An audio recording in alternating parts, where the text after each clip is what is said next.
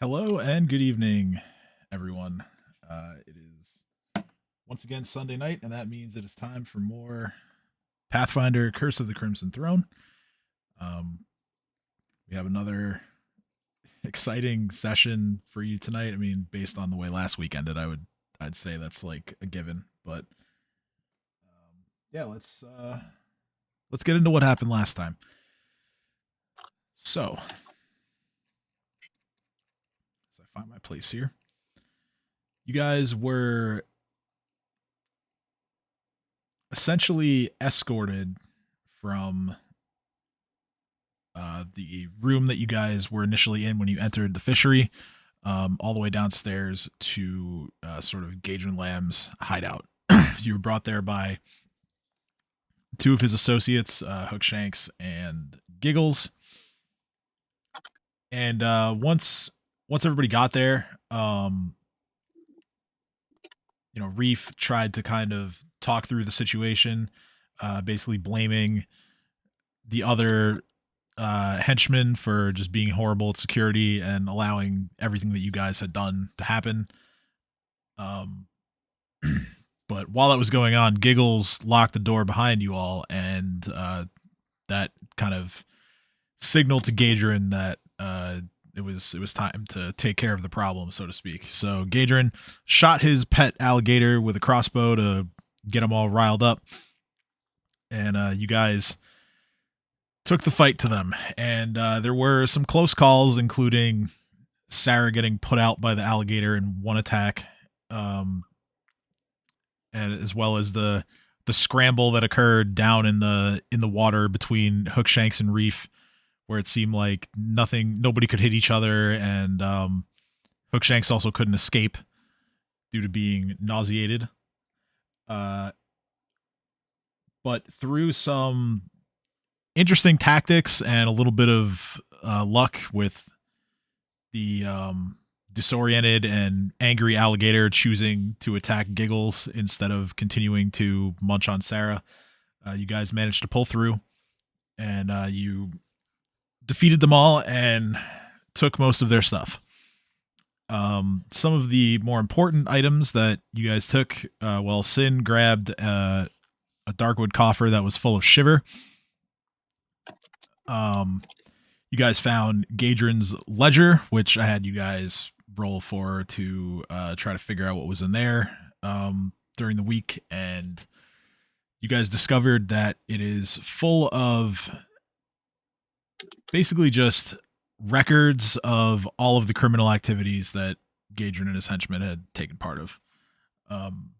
These include several cases that still remain unsolved by the Corvosan Guard.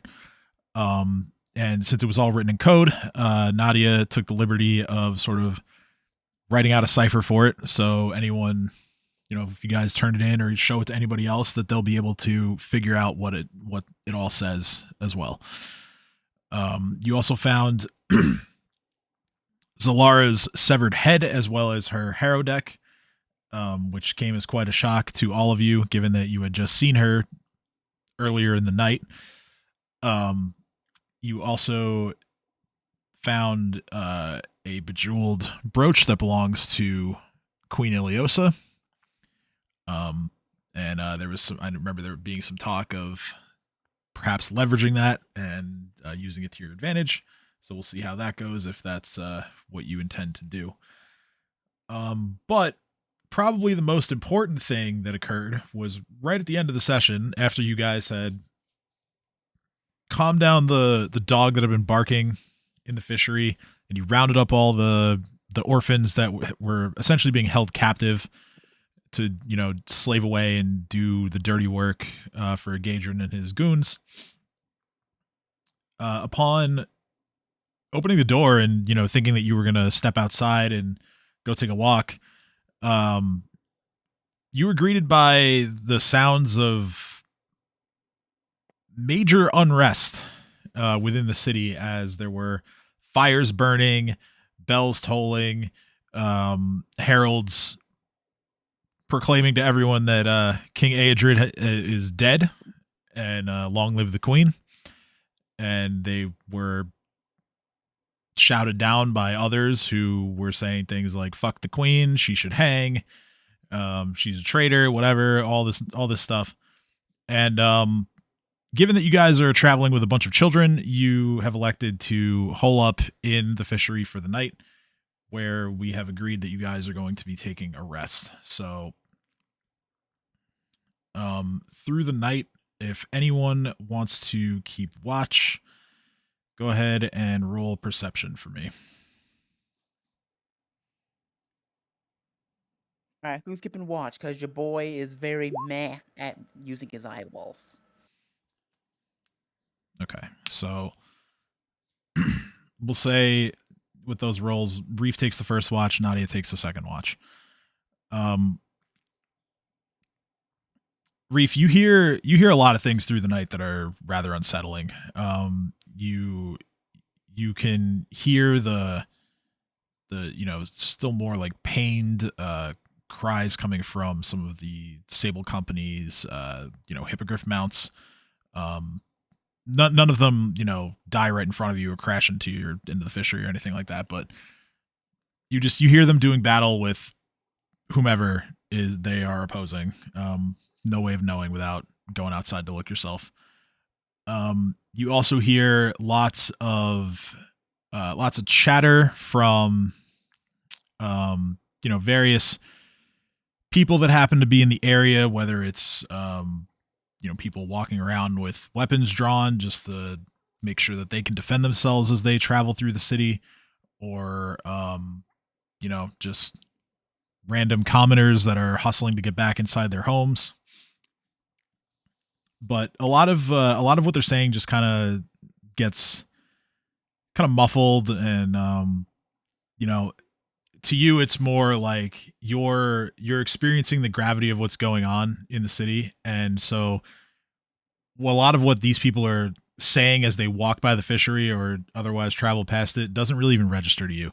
Um, you're more focused on not letting anybody inside, not letting any harm come to these kids, and that's kind of the post you've given yourself by taking watch. Nadia, on the other hand, you are more perceptive to the chatter going on outside, which there's less of it in general, given that you're on the second watch, so it's much later into the night. But you do pick up a couple of things that are said by people passing by. Go ahead and roll two d20s for me. Ooh, This will okay. this will determine what you hear.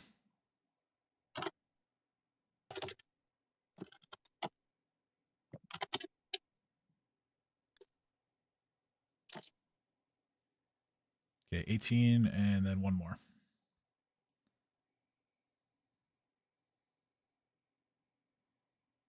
Oh, 18 means I get to roll, so I'll do that. Do it again. Okay, and then yeah, she's got to give me one more roll, and then I'll explain what you hear. This is taking a minute. I'm sorry. No, you're good. You're good.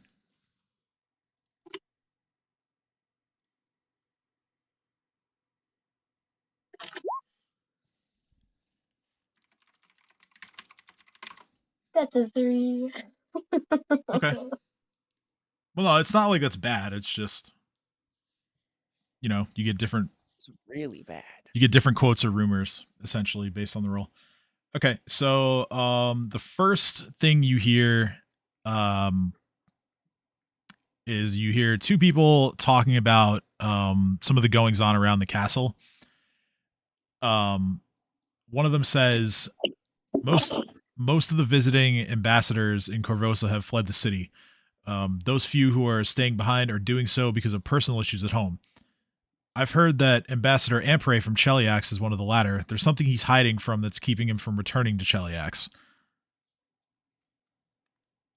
Ooh.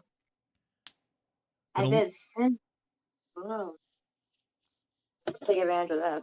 a, Anyway. a little bit later on, there are another few people who are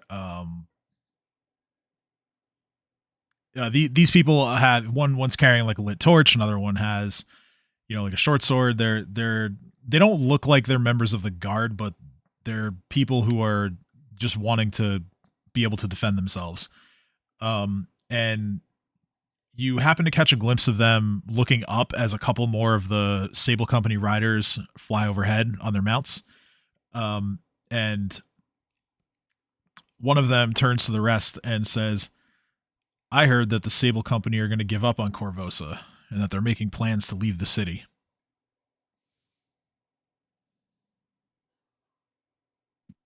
Oh dear.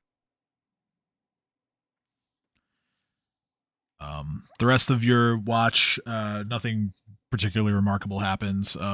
Things sort of die down towards the end as morning is about to arrive. But all of you wake up feeling rested and ready to start the day. So, Nadia, if you have to make any changes to your spell prep, go ahead and do that, or tell me what you want to do. The rest of you don't have to worry about that. So.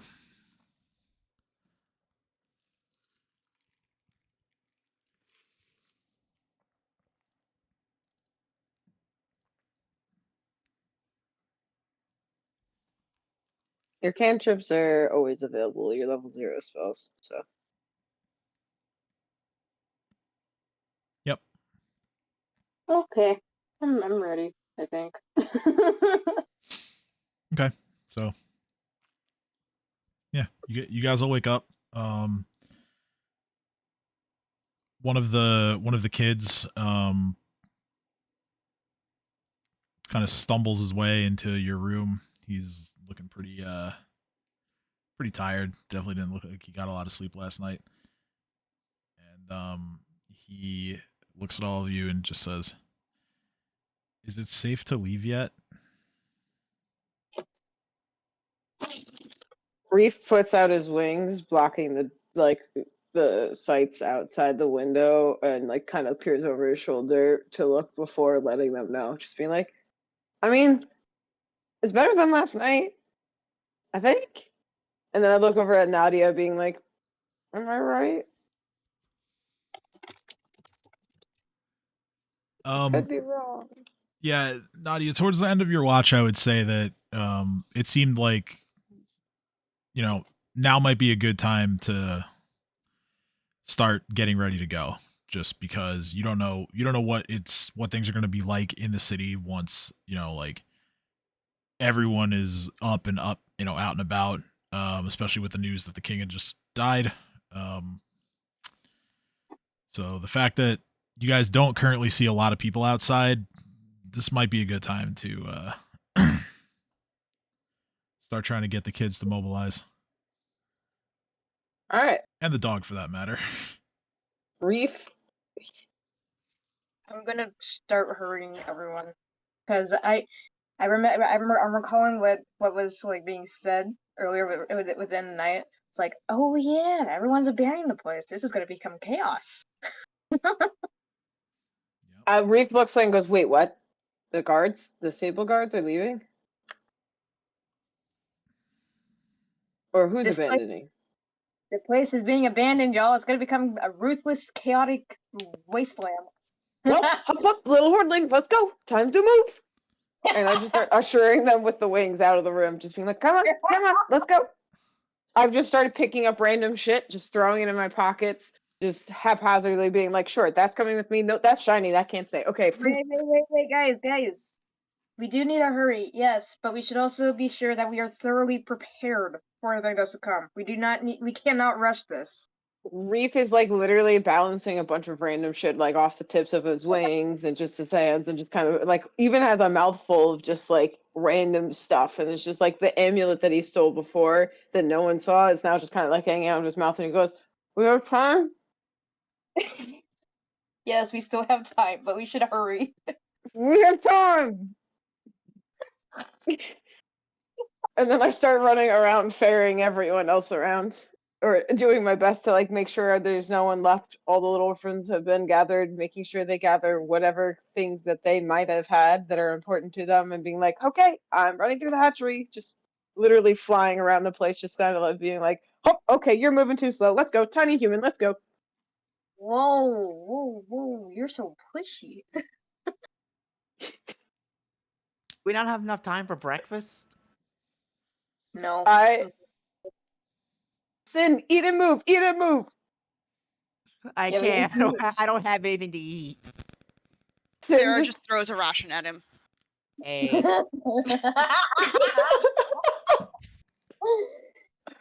I blink and I go, no food? No But food. yeah. Ooh, food. Sarah then throws a ration at Reef. I also told everyone about the other people are banning us, but some stayed because family issues. Not sounds just about not right. just- Also, I tell you about the advantage you have over one of them. Oh, The advantage you have over the ambassador. Which one? I can't recall exactly. I forgot. God damn it, Nadia. It Let's was remember these things. Ambassador Ampre. Why do we have an advantage over him again? she hurt things. I say, kind of like my wing just kind of like goes a little bit over both Sin's and Sarah's mouth while I literally use my hands to cover mine and just look expectantly at Nadia to know the name. I say the name as I magically recall the name. Yay. Yeah. And then Hey, I Tim, start what do I know smacking about Sin. Ambassador Nampra? Sin, the gold bars you wanted to melt down. Don't melt them. It's got his mark on it. That means we have links, we have proof of him dealing with Lamb. And if we figure out the cipher, I can't. She can. We can. Ooh, the queen. Maybe. Ooh. We Do we can want to also still? we can also use this to our advantage because we can actually get more information out of him if we threaten him. You know. I do like threatening him, but we're going to have a very long conversation about how to threaten people and how to kill people efficiently. But for right now, we'll sell that later. Reef kind of looks at everyone and goes, "So we're gonna go meet with the queen, or go to an area that is in control by the queen because we want some safety, and we seem to have things that she wants." Before And we do she's the that, monarch now, so Opinion points is safe. before we do that, we need to take care of the children's. no, Reef looks at Sarah Tonin directly in her face and going, "This is me thinking of the Hordlings. Where's going to be safe in the chaos of a city burning? In the nobility district that's best defended. Hup, let's go, tiny ones." Or would the nobility place be the most chaotic because they're the ones that are getting attacked right now? No, they have already left. What we should do is find an orphanage, guys. That's probably gonna be the safest place the children may be. Orphanage just are smacked. beyond not safe, okay? Reef has smacked himself in the face with his wing and just goes, guys, I can fly. I can literally fly. I can scout. Can I scout? Do we want me to scout? Is that going to Yeah. look bad? Will I bring No. attention? I will walk away from the building and then fly so they don't know you're here. And then I'll be back in 10 minutes. 10 minutes sound good? If you don't see me in 15, well, good luck to you all. I'm probably dead. And I just kind of stumble out the window I busted before and start waddling away Harry, quickly. Harry, check out the place that we were at before. What's her face's house? Sarah's house. Got you. And once I'm like Wait a 3, second, like, y'all have never been to my house. not Not you. you, the dead Soothsayer. lady. Oh, Zalara. Zalara. That chick. We all just met. So Reef is gonna make sure he's like about a block or two away before he actually flies. So he doesn't just take off straight from the fishery and bring attention to the fishery. And then is gonna do a scouting circle pretty much towards the nobility to Zalara's and then back towards where I took off from. And then Okay. report what I've seen. All right, go ahead and roll perception. Oh yeah, the thing I'm worst at. You did say you wanted to scout. I did. Hey! I just didn't think that through. I No thought need- that through no need to totally. worry about it. 100% planned. Calculated. Calculated. You take a lap between the fishery and the area surrounding Zalara's place. this sort of brings you. Let me look at my map of the city here. There we go. Okay. So this sort of brings you a little bit back to the south, more towards sort of like the Midland district of the city. You spot which by the way, due to your knowledge of the city in general, Midland is where the majority of the city's orphanages are. So one of them in that area would make for a pretty good target for you to bring the kids to. But you see a fair amount of people kind of walking through the city with a purpose. Some of them are Corvos and Guard. Some of them are just regular civilians. You see a couple of Sable Company members who aren't actively flying around. They're sort of just walking through, keeping eyes on things. It seems like any conflicts that occurred last night are still sort of like simmering, but nothing is like actively going on in terms of like violence in the streets. Things could set it off, but as of right now, there's no large current like conflict. There might be a little squabble here or there between individuals, but overall, it's relatively safe to move. It does. There is a definite sense of like tension and sort of uneasiness to like your observation of everybody else, but nobody is actively trying to like burn shit down right now. Like things are under control for the moment. You also you decide to fly all the way back to where Zalara's house is just to check on it. And what you find there is actually pretty interesting. So let me get to my information on that.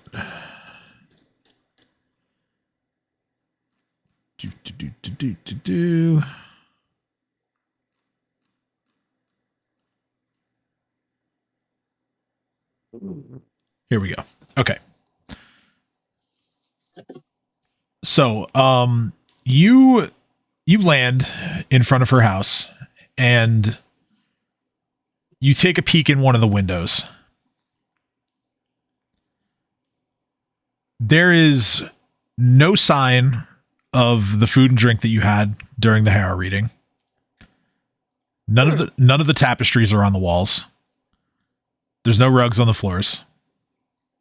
Obviously, Zalara's not there. You know what happened to her. The tables and chairs are all in pieces, scattered throughout the room. And you notice that on the floor, there's a pretty thick layer of dust that has only been disturbed by your footprints and any evidence that you all were there. Okay, with my first hand, like just innate, with literally my being the creation from magic, could I decipher if this, obviously we were under some illusion magic, or if we were then or now? Like, I'm trying to decide if what I'm seeing now is real or what I saw then was real. And if this is a cover from the chaos. Okay, make a wisdom check. Not great. Not great. You're having a hard time separating the two, as well as piecing together like how it could look like this today when last night it had all the stuff in it. So you're probably even more confused about it than when you first started thinking about it. I'm very bewildered. Who took all the shinies? Exactly. There's no reason for me to go inside because there's nothing of value left, so I don't even bother to try to look. I just make a mental note of it and then take off to start flying back to then talk to everyone and be like, so, good magic or bad magic or no magic at all, it's full of dust and nothing's there. Yes. So what you're saying is it's free real estate. I don't know if it is free real estate because it's very clear someone else has had their hand in it, and I can't tell if what is there now is real or what we saw was real or a combination or the two. But it's very clear that someone else has it compromised, and it is not a place that I want to go back to. Plus, there's literally nothing shiny left. It's just a bunch of dust with our footprints. We can put shinies in it, and no one will go in it. It'll be our secret base for our treasure hoard. But if hear me out. If it was nice with food and table and settings and stuff before and tapestries, and we left a day ago and we come back and it's covered in dust and none of those things are there, don't you think someone else might be using it for something else? And is our stuff safe? No. I carry my hoardlings and my hoards with me. Thank you. And then I look at the little orphans. Speaking of hoardlings, we have a safe place to take you to, but we need to do this in the morning, and that is now. I look at Sin and I go, plus, if we're not taking care of them, then you can do many more of those things that you have in your pockets that they should not see. I assume that the kids are going to stop me from doing drugs. Speaking of which, I will stop you from doing them in front of the children, Reef says. And then literally just physically stands in front of Reef, spreading his arms and legs out and his wingspan, so they literally physically can't see Sin. I start floating. I look at him with anger, and I go and float up and meet him in height and be like, they will not see this. So yeah, you're both 10 feet off the ground. Yeah. And Reef is essentially T-posing to, establish dominance.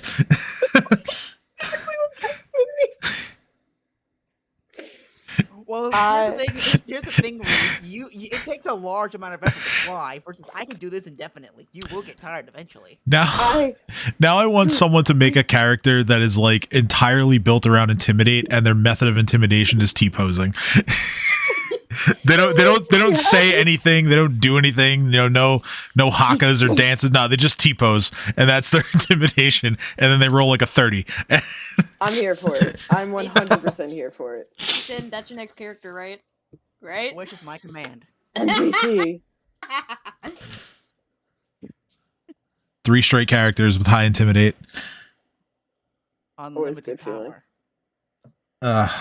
Okay, so while we're posturing and doing all this, yes, there is something that is going to occur once you get back, because you have seen, even though you don't know it because of your check, you've seen the truth of Zalara's home. So you get back, and let's see, Sarah has the Harrow deck, so I do. that didn't sound good. Sarah has the Harrow deck. no, I just wasn't sure. I wasn't sure, but yeah, Sarah has the Harrow deck, and while you're having your conversation with Sin about the drugs and the kids and not doing the drugs in front of the kids, the deck manifests an image of Zalara before all of you. So, like, what happens? I just, like, pull out the Harrow deck, and I'm playing with it, and all of a sudden there's an image of Zalara?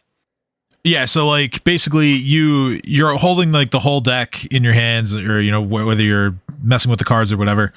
And then, yeah, just an image of Zalara kind of just appears seemingly from the deck itself. And it appears above all of you, and she first addresses Reef, and she says, "You have seen the truth. Now I must explain to you and your friends. It is true. Gadrin had me killed, and they destroyed everything in my home.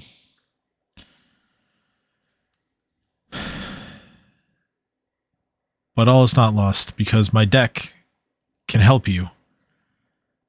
And she goes on to explain the sort of Harrow Point feature that we went over in the first session, and just all of the different ways that the Harrow readings will assist you in your efforts to fix the ills that are going on. She mentions that she goes through like a whole thing about how each of the suits of the Harrow deck are related to specific feats of strength and wisdom, and I'm not going to name all the ability scores, but you get the point. And she makes a particular mention of how the deck can assist you when you are in your darkest place, when things everything seems lost, and you spend your in game terms, you spend your point to do something cool, and that is how that she is going to try to assist you moving forward. She explains that she's really only able to manifest any of her own power by haunting the deck, and so that's how she's going to speak with you should you need her, or at different intervals she will pop up and do more readings for you so that you can gain more benefits, and she can help you that way. But once she's done explaining all that, she just says, "I feel the unrest. What has become of the city?" Reef just blinks, staring. It's a ghost talking out of paper. Why is it here? As I'm backing, I just start backing away from it. Why is it talking at me? Magic! Because of magic! I think something a little bit stronger than magic. I'm pretty sure she said haunting the deck. So I'm pretty sure it's something beyond that. Still, we should. I've seen Stranger Things. We should still update her on the city, like how the king is dead, and there's talk about how the queen betrayed her. Hold up. If she's dead, if she's a ghost, shouldn't she know about Ghost Solara, Spirit Solara? Shouldn't you already know what's going on in the city? Don't you see everything now that you're just not tied to the corporeal plane? I think she's stuck in your pocket. What are you talking about? I'm holding the deck. I meant metaphorically, as in to where you are with that thing. The thing the face is coming out of. The papered little cards. And whenever she's I not don't like awake, this. maybe when she's not awake, she just sleeps. So that means she misses everything. But how does she sleep if she's dead? I don't. Zalara, do you sleep? To conserve Sarah spiritual energy? Sarah just addresses Ghost Solara and is like, I mean, the city's kind of in chaos because the king is dead. But also, shouldn't you know that for not being on the corporeal plane?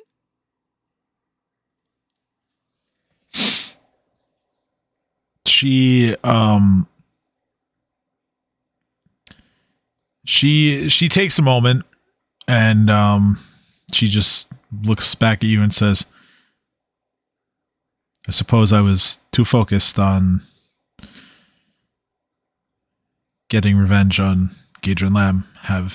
I have not been paying enough attention to what's going on, but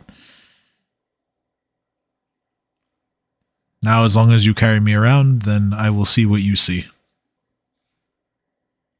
Exciting. Did you hear me talk about how the stable guards and stuff is abandoning the city? Yes, I heard that. Okay then. I do not believe it. I do. Well, oh, great and powerful card spirit. I don't know what to tell you. It is what it is.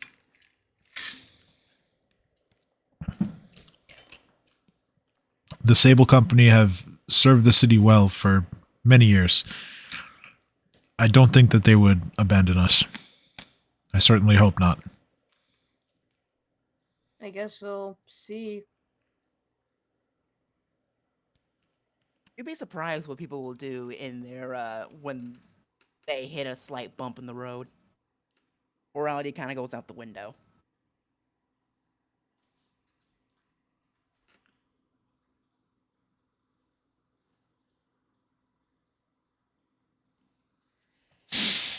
Well,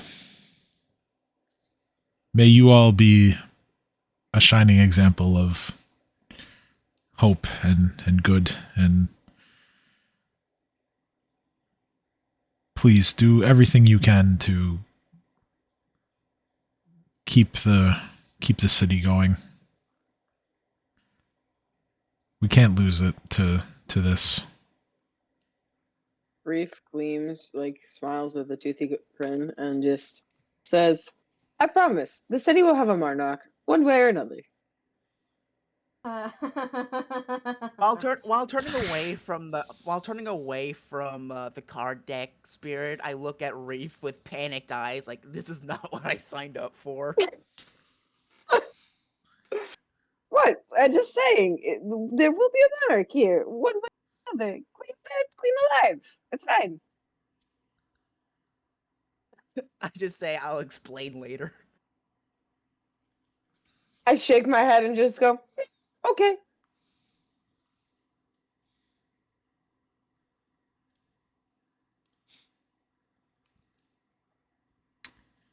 And at this time, the spirit of Zalara disappears for now. The illusion ends, and yeah, you're now left holding her harrow deck and kind of wondering what the hell just happened. Reef wastes no time pondering it and goes, tiny ghost lady gone. Hoardlings out. Guys, we got a problem. What? You know how the spirit that's helping us, it's she wants us to represent good and hope, right? Us? Allow me to refresh your memory. What am I? I smack him upside the head and I go, what am I? I'm a fucking abomination. What's your point? Abomination? What the fuck do you mean abomination? Do you realize how werverins are made? You know how devils are made? We literally would not exist if not for someone taking a poor ass kobold and a werven and shoving them together with magic. That sounds Guys, way better than a guys. literal representation of death. Guys, I mean, to be fair, there's guys. an entire civilization of those beings who seem to exist pretty well. guys, What? What? What? Yes? Hello? I don't think it matters what you are on the outside. I think it matters what you are in the inside. If you have good morals and values, you'll bring good to everyone else around you.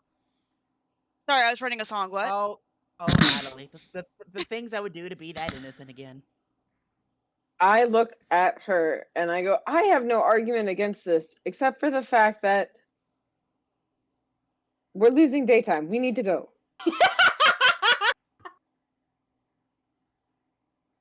People never admit he's wrong. What I'm trying to say is that what you are does not define who you are. Yeah, it kind of does. No, it doesn't. Nadia, I appreciate the effort, but we don't have time right now. We gotta go. I'll argue. I'll be We're- sure to we're- argue we're with. gonna- I'll be sure to argue with Sin on the way. Fine. Okay, as long as we keep moving. Let's go. Alright, come on, Hoardlings. First one up the door gets drugs. Wait, No! what? Sarah is just like casually saunters out. Okay. Alright, Sarah. You get one dose of shivers. Nah, I'm There you good. go. I'm good, thank you though. I'm seriously good. We'll talk about that later. Anyway, come on, Hoardlings. They all a bit apprehensively follow as you guys begin to mobilize. Alright, I know the streets, so I'm gonna take us the safest way possible. Like, I know all the gang territories and whatnot. so I know where's safe and what's not. Okay, so let me get to.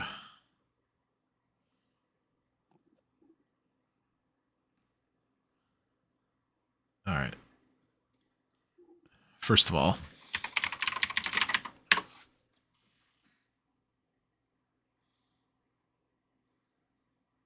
okay. So yeah, Sin roll. Let's see. What do I even tell you to roll here? I guess it'll be knowledge local. Yeah, I think so too. Habushki. Fuck. All right, so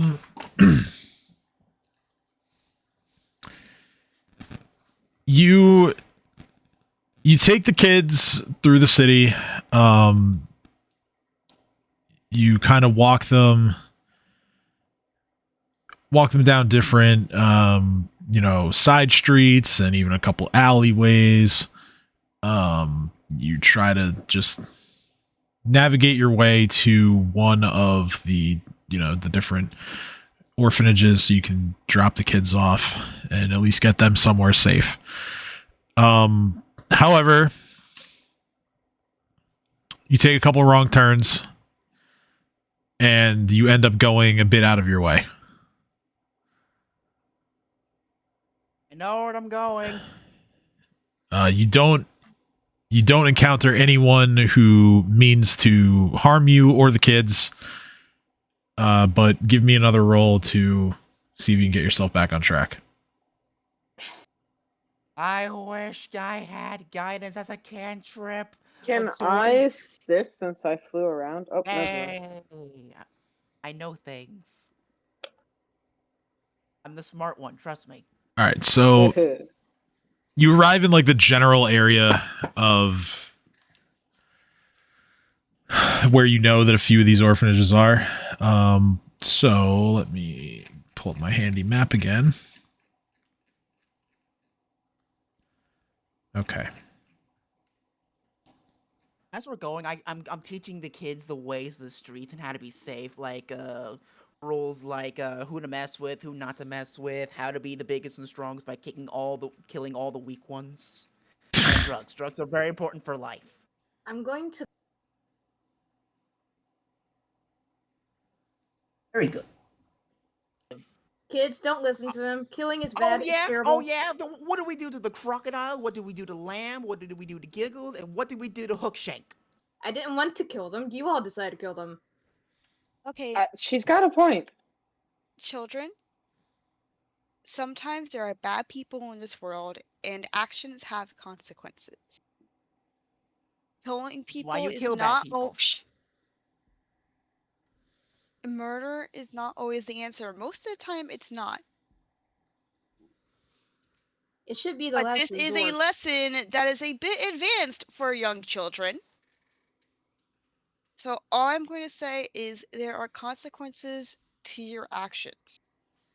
It should also be the last resort and in self-defense. It's What always the she first said. option. No, it is not. It's always the last resort and it is Trust the self-defense. devil, okay? Devils never lie. Oh my god.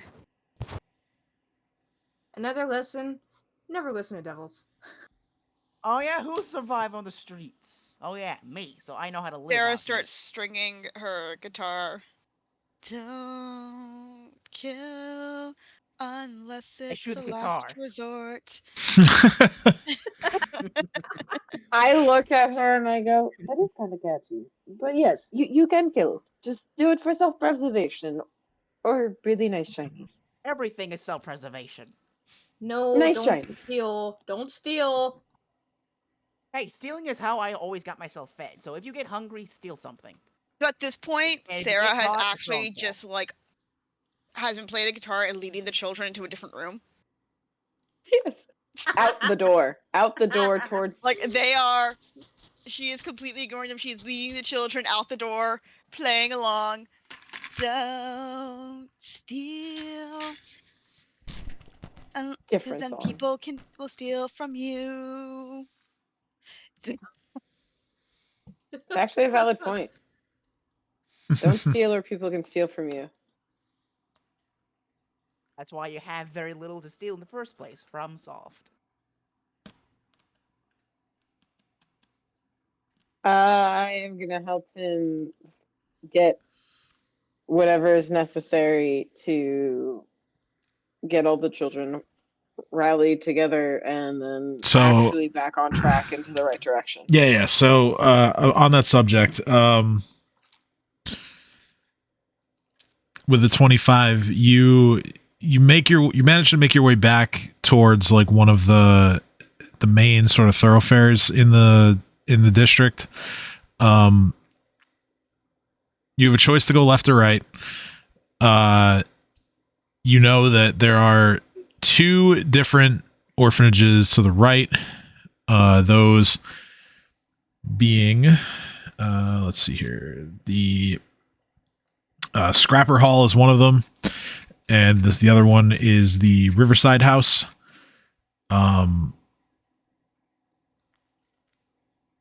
Scrapper Hall is known for it's a pretty small orphanage,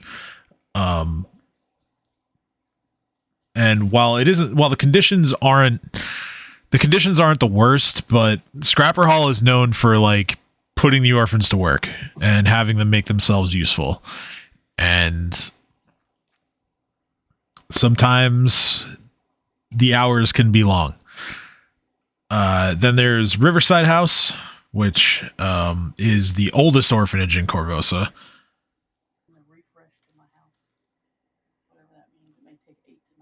And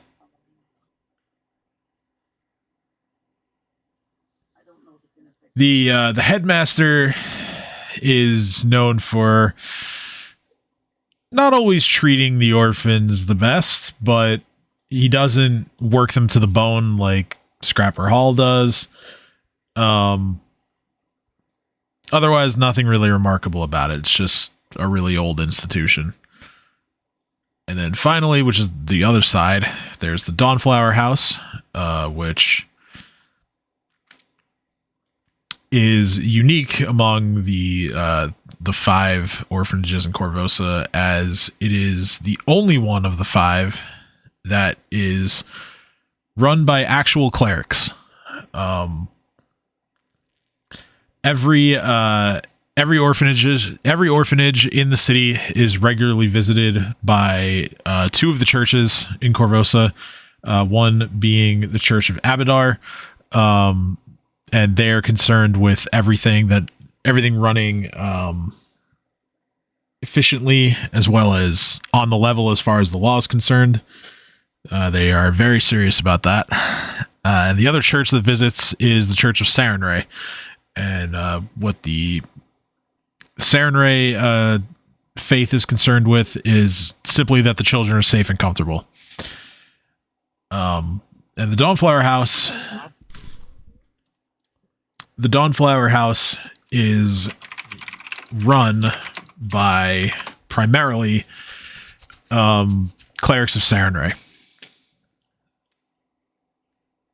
So the conditions for the kids are probably going to be the best out of any of them. And Okay, we go there. All right, guys, I have a plan. All right. What's your plan? All right. Step 1 is that I am not gonna be there. I'm a devil. Clerics don't like me, so they might associate me with bad things. So I'm not gonna be there. And you are a healer, yes? Hmm? You and someone else persuasive is gonna try to convince them to let them in. And if that doesn't work, I'm gonna scare the kids into begging for mercy, begging for help from the clerics, as if they won't do it for the goodness of the children, maybe they'll do it to avoid them from getting in the hands of a devil like me. So I think that's the plan. You know what? I think I'm just going to go with Nadia and we'll talk to them. Reef I looks know, at that's what I Sin and said. goes, That's literally step 1. Okay, so the monsters wait outside. And then I Monsters put wait my arm outside. around Sin. I'm more monstrous than you are, Reef. Oh, God. Reef just kind of looks at him and just goes, okay, buddy. And then I pat him on top of the head and go, yep, we stay outside. I am glad we agree. Reef picks his battles. Sarah just looks at Nadia and it's like, okay, shall we go? Yes, we shall. Good luck, and remember the backup plan. It's a good one. Reef shouts I after them. agree. Okay. This is We're fun. not doing that backup plan, right? No, Of course we are. let's hope not. No, we're out of earshot of y'all. Yeah, I hear everything. You shouldn't be. No, you shouldn't be talking to us. That's called. I hear all. That's called metagaming. All right, let's test it. Roll perception, since we want to meta since we want to meta game. Yes. All right, Nadia and Sarah roll bluff since you're trying to be secret about your messages. Hold on. I have found a way to partially escape the lag. Good. Okay. Sarah's messages are still secret. You said bluff. Yes. Nat 20. If only I could find bluff. Bleh. I believe in you. I don't. It's near the bottom. First letter is Is B. B as in bluff. It's not near the bottom, you ass. 19. Okay, so Okay. So yeah, anything that Sarah is saying, you don't pick up on, but and Sarah is the one that is kind of pushing the whole like let's not do the backup plan. You just hear Nadia go. You just hear Nadia basically just agreeing to everything that Sarah is saying. I do nothing with this information. I just wait. Okay. So you guys take the left turn and you walk towards the Dawnflower house. You as in Nadia and Sarah, you approach with all of the children. You were answered. The door is answered rather by an older, old human woman, gray hair, glasses, wearing like long, like flowy robes. And she says, "Oh, we have several visitors. What's the occasion?" Well, We found a bunch of slave workers from bad places. From Lamb. and they are in need of a new start. Oh, we can certainly give them that here. And we should probably be hasty about it given what's going on in the city. And she takes a look at all the kids and she says, "Come along now." And each one of them sort of glances up at the two of you. Kind of, yeah, kind of waiting for you to urge them on. It's okay. Go. They're gonna take care of you. Okay. I'm just gonna nod my head and then use and use my hands in a slight shooing motion. Oh God! Just very like slight. it's safe. Come on, go. Yeah. I got it. We'll come and check up on you. I promise. Okay. Hopefully, you guys will be safe here, and maybe you'll even get adopted and find new homes where you no longer have to work. Okay. You can rest and sleep and play here. I hope. So yeah, they kind of nod. Some of them, verbally say thank you. You get hugs from a couple of the kids on their way inside, just for saving them. But yeah, the orphanage accepts all 9 of them without question and without making it difficult for you guys. I just think the person who greeted us sounds like, "Thank you for taking them in. We cannot take care of these children without you guys." And she just says, "Oh, of course, it's what we do, what we've always done. May Saren Ray's light guide you." And to you as well. Yes. Yes, and she gives you a nod, and she heads inside with all the kids. Sigh of relief and saying, I'm so glad we didn't have to use that backup plan. Oh my god, yes. Okay. Let's go back. So we go back and we're like, the kids are safe. Are you sure? I am positive. How positive? Like, super positive. That's pretty positive. It is pretty positive. Okay, now what? Brief goes to the nobility. We stake a claim. We take a section of the nobility quarters. We make sure it's safe, and then we go and address the queen. And if she likes what we have to say, we help her. If she doesn't, we take the throne. Shouldn't we Let's not try take and the throne? shouldn't we gather more information first before we go to the queen? Reef just waves his hand and just goes, "That's never helped me in the past." I'd feel more comfortable gathering more information about the situation. Yeah, this is the devil speaking. I don't like the idea of taking over the queen because we definitely cannot take on whatever the fuck was going on last night. So how about we gain power slowly? I think we could use the chaos in our favor and get in while her guardship is weak and either talk to her and either bargain with her with the poke at Sin's pocket that holds the brooch, like literally physically poking the pocket full of the things. Or we find out that she's definitely not going to want to work with us regardless, and then go off into the distance and do exactly what you just said. Alright, I'm gonna use my special thingamathing. I'm gonna look at you with an evil smile and say, you are not going to do anything hasty. Right, buddy? It's not hasty, it's just, it's plan. I'm making a plan. We You are asked not for going me to to make attack plans. people. Alright? Well, ooh, is this a trick? No, not a trick. I'm just giving you advice because we're friends, right? And Right? friends listen to Oh other my friends. gosh. You are part of the Hoard. I do respect the Hoard's opinions.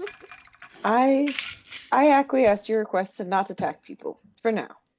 But if the queen For is now. dumb and she has nice shinies, then we may take the throne room. Just not yet. Brief.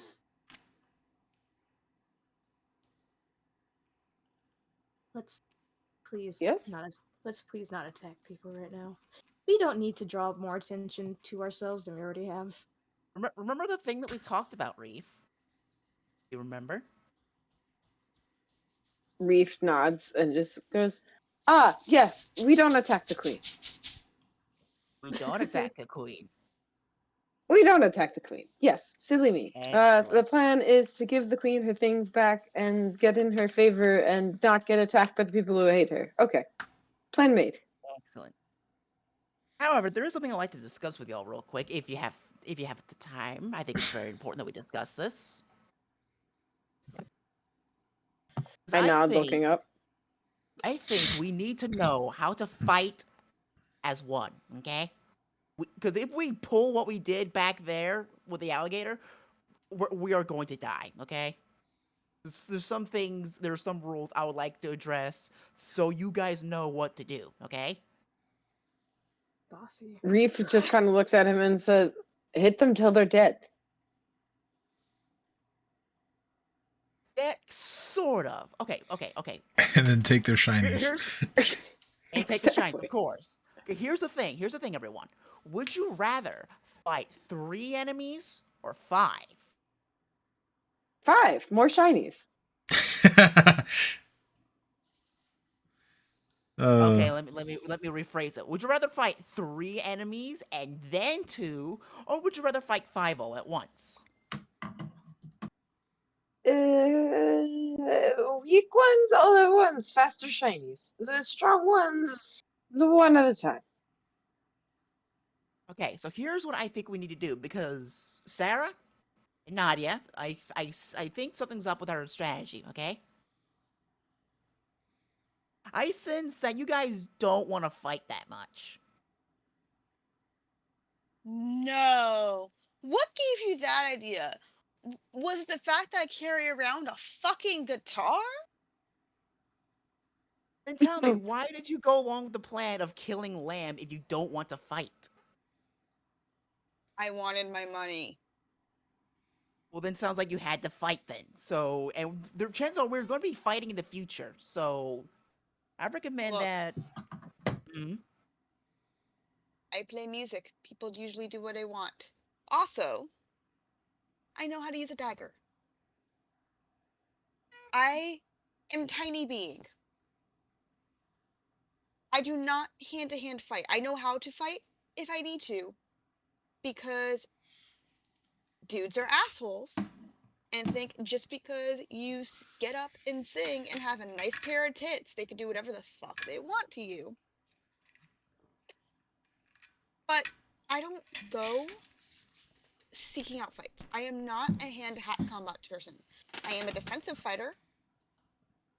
I'd rather charm you. Reef looks excited at Sin and goes, "We have people make things easier!" And then I just smack him on the back and go, "We get to smack all of them! The glory is ours!" You guys can have the glory. Okay, let me try to explain this another way, Nadia, because, well, Sarah, I get confused. Oh, I thought you gave up. I need you Okay, so I need you Nadia, They just gave up. I probably should, but I'm not going to. That's how I Sarah? took it. I was like, okay, you're a lost cause, Nadia. Very tempted to. All right, Sarah, I need you to understand something, okay? We should be dead right now. Nonsense. Ah, but we're not. Out of sheer luck. If that Was it? alligator decided to attack you more than once, or any of us, instead of Giggles, we wouldn't have won. Giggles, you say? I'm Oh inclined god, is to. Giggles back from the grave? No. Giggles is back from the grave. I'm inclined to agree with Sin here because that alligator did have a big, painful bite to it. Not only the alligator had a painful bite, but Giggles also packs a nasty punch. Keep in mind, Or- most of the damage to the alligator was from Giggles.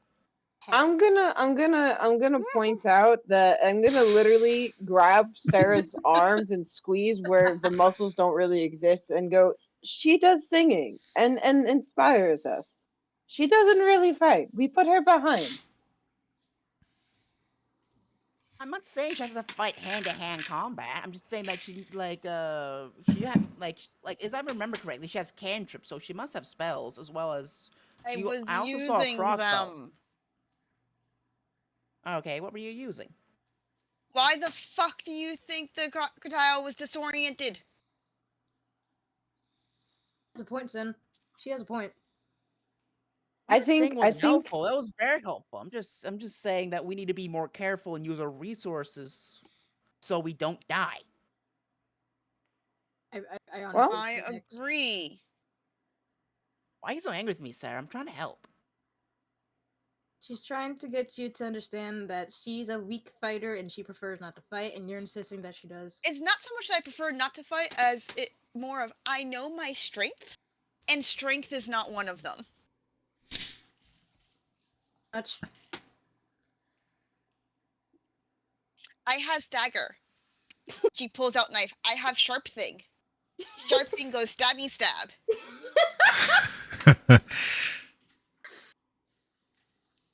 Okay, clearly you're not hearing my point, so let me just put you like this. If I'm ever in a situation where we outnumber an enemy and I'm the only one attacking, I'm going to find that a problem, okay? I agree with you. I'm going to try to help you make that not a thing. But if you're expecting me to get bare knuckle boxing, my dude, my big beefy devil dude. Reef, in the middle of her talking, takes the dagger out of Sarah's hand and just jabs it into his arm, and then looks at Sin and then punches him with that arm. Huh? What the fuck? It's bad weapon. Tiny fighter, bad at fighting.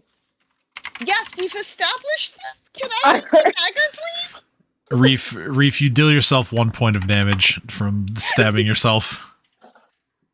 I look at Sin and I go, I think I get your point, but she is bad at doing the stabbies and the fightings. So I think she should be better off trying to do the things from the distance. But I do see your point that we could do things more optimally.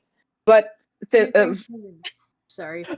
Sorry, go ahead. Reef just kind of looks at his arm and then looks at Nadia and goes, do you have cloth? Do I have what? Cloth? Cloth? Clean cloth?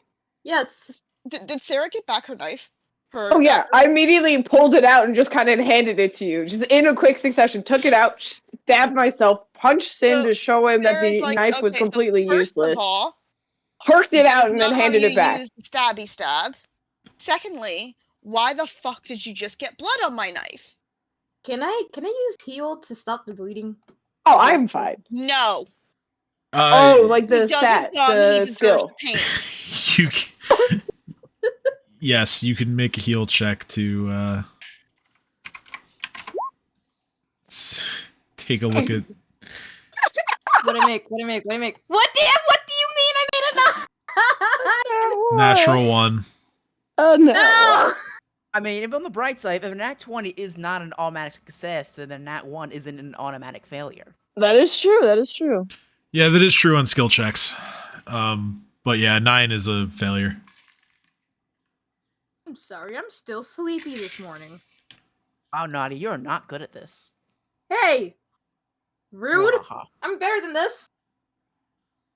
Okay, Sarah, here's the thing, okay? Because I don't want to argue with you, okay? I want us to work very well together so we can kill all the things, okay? I want us to work well together too. I also do not think we need to kill all the things. But I do agree in teamwork. Alright, I so am this- just letting you know that the physical combat thing is not my strength, and I will be more of a hindrance in that aspect. Does that make sense? Alright. Yes, but here's why I'm so frustrated. Remember that fight during that one dude I'm sorry, The they guy were that- when he was by himself? You got him in a room distracted. Ah, that asshole. Yes. Yeah, the reason I'm so frustrated because there was 3 of us. Okay, I fight gang shit. Okay, whenever there's a great number disadvantage, it's usually us. It's usually us a wipeout. Okay, that should be easy, no clap, easy peasy. And yet I was fighting 1-on-1 and I took 3 blows from that asshole. Reef just looks at him and goes, well, that was dumb. Why didn't you wait for a backup? I was still in the air. I don't know where you were, Rafik, jackass. I was in the air. Me. I was in the air. No one called loud enough to let me know. I got sent out to watch stuff, so other fuckers weren't coming in. I didn't think there'd be more fuckers coming from the inside, and I crashed through a goddamn window for you. Okay, there's another thing. Splitting up is cringe. Don't forget that, Reef. No, I That I didn't. agree with. I open my mouth, Okay, close okay, it, all right. and then look at him and go, I literally did that to give us cover so you all had a chance to get inside. Did it work? It's stuff like this is complicated, so I can't tell you exactly what to do. Just whenever we split up, try your best to be able to, so you can hear us if we need help, okay? Reef Promise just kind that. of nods and goes, you know what? I didn't think about the sound portion when I flew up high. I thought about the vision portion, and you're right.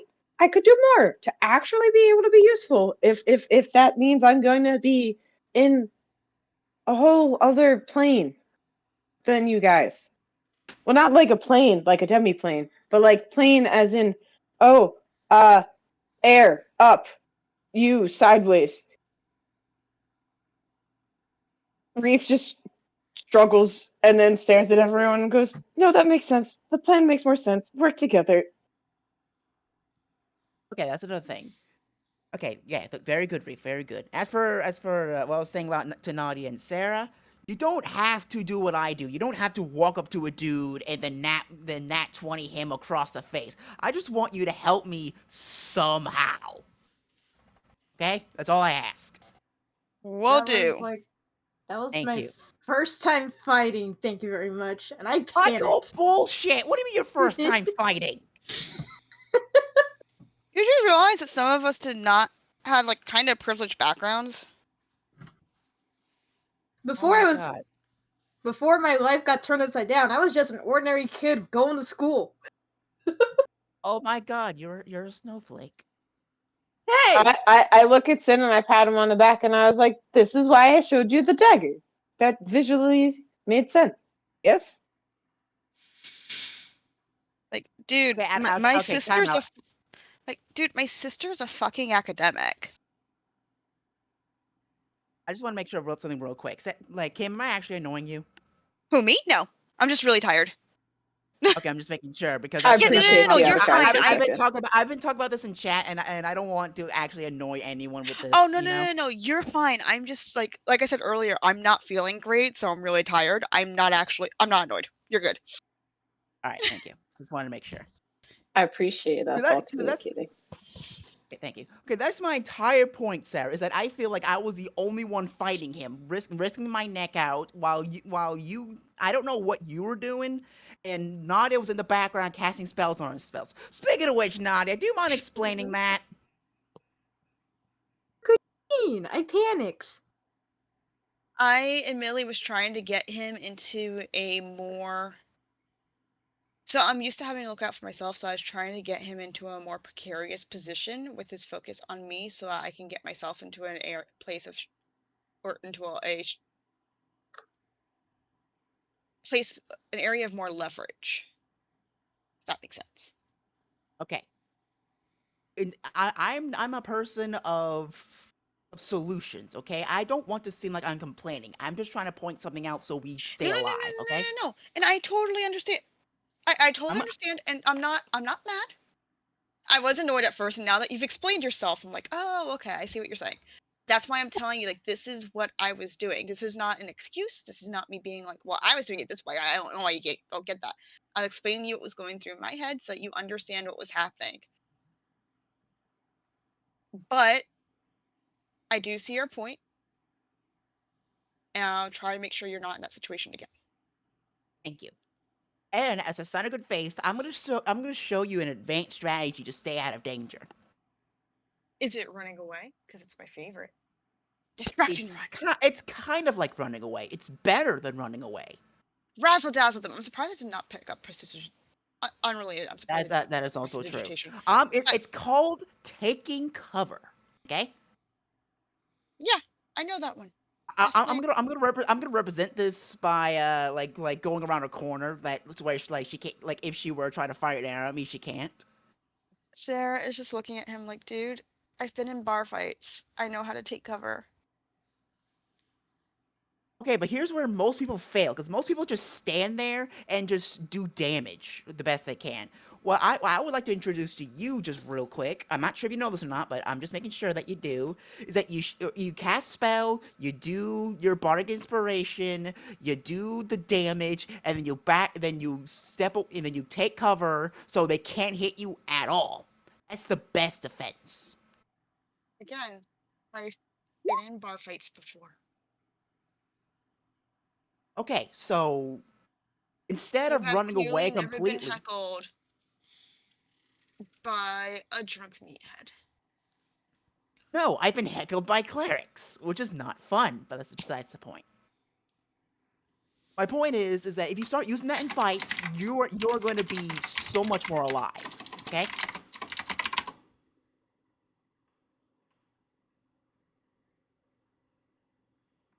Like you don't have to worry about taking damage like you were before if you're taking cover. So just bear that in mind, okay?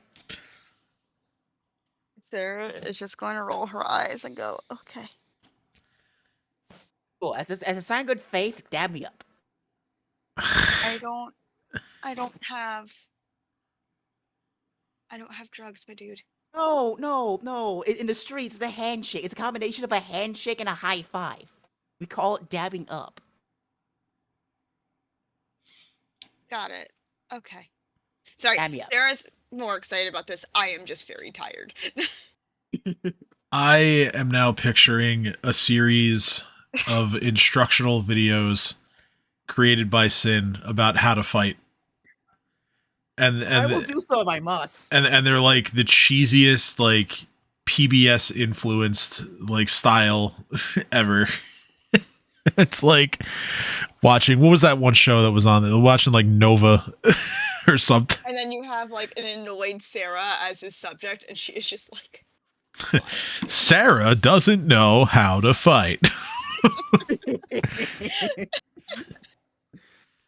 she's like, why did I agree to do this? Why did I write the music for this nonsense too? What the fuck was wrong with me? Reef like off camera, you got paid in Chinese.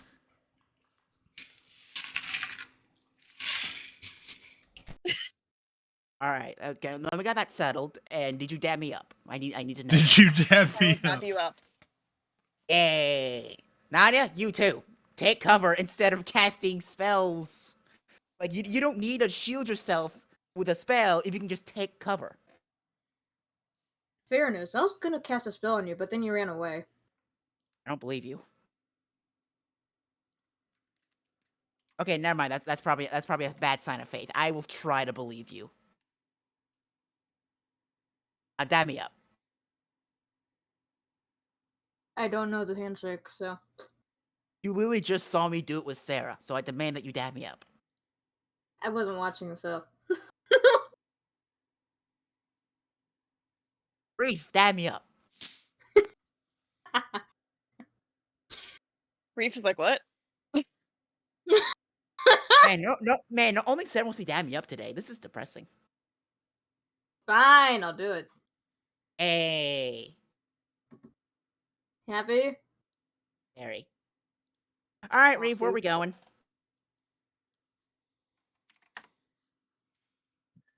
Reef is making motions like trying to do the dap thing on his own with his like claws, trying to figure out a way to do it without like impaling his hand or someone else's, and just being like, we're going to the nobility district. The nobility You wanna- district. Don't And then have I to say, do I know where Amphrey's house is? The ambassador that Gage and Lamb had some.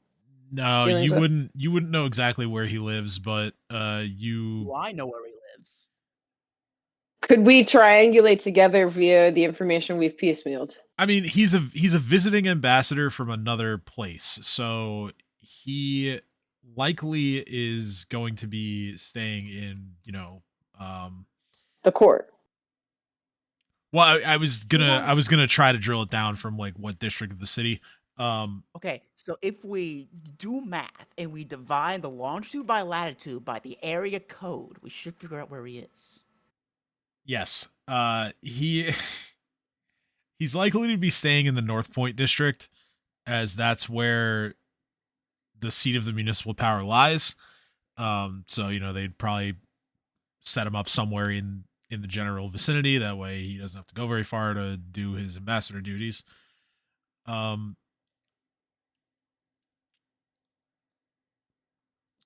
Probably each district has its different sections. I would say it's likely that the Northgate section would be a good place to start looking, mostly because a lot of Corvosa's like old money lives there. All right. I look at Nadia and Sin, and I say, "Thank you, Nadia, for figuring out the cipher." And then Sin, those gold bars you wanted to melt down, they have Chalik stamps on it. That means we have proof that he has dealings with Lamb, because the only other person who's going to be bringing those in is him. Very interesting. How do we convince him to go on our side instead of him just calling the guards on us? Well, we usually have the proof, and we don't show that we have all of the proof on us. We have copies elsewhere. All right, so we don't reveal all the information. Is what I'm hearing. Yes. And then if we copy the page of the ledger that we think involves his things and bring that copy, we leave the ledger hidden on one of us.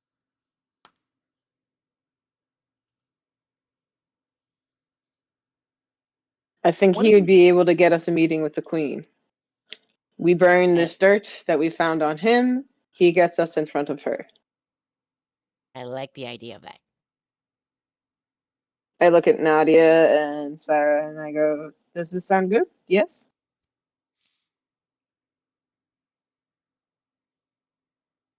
Yeah. I heard yes from one person.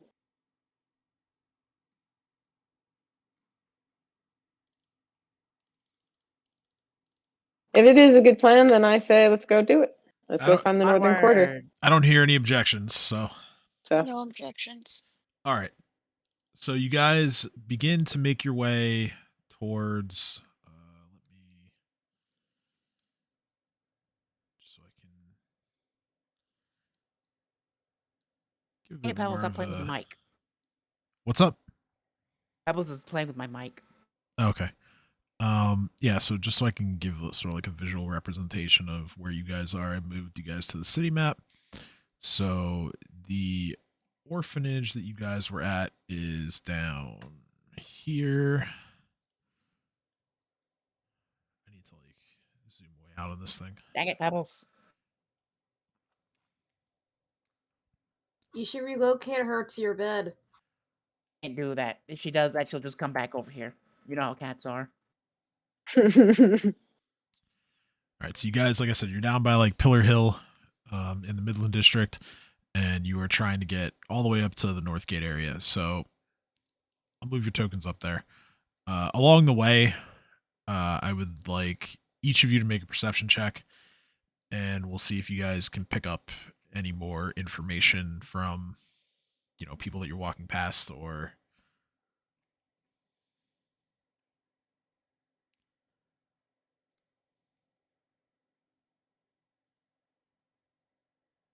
So, okay. Yeah. Damn it. This is not our day. Nope. Don't Okay. worry. Natalie's got this. Natalie, God damn it, Natalie. are you mispronouncing my name again? No. Roll perception. How dare you? Let's see.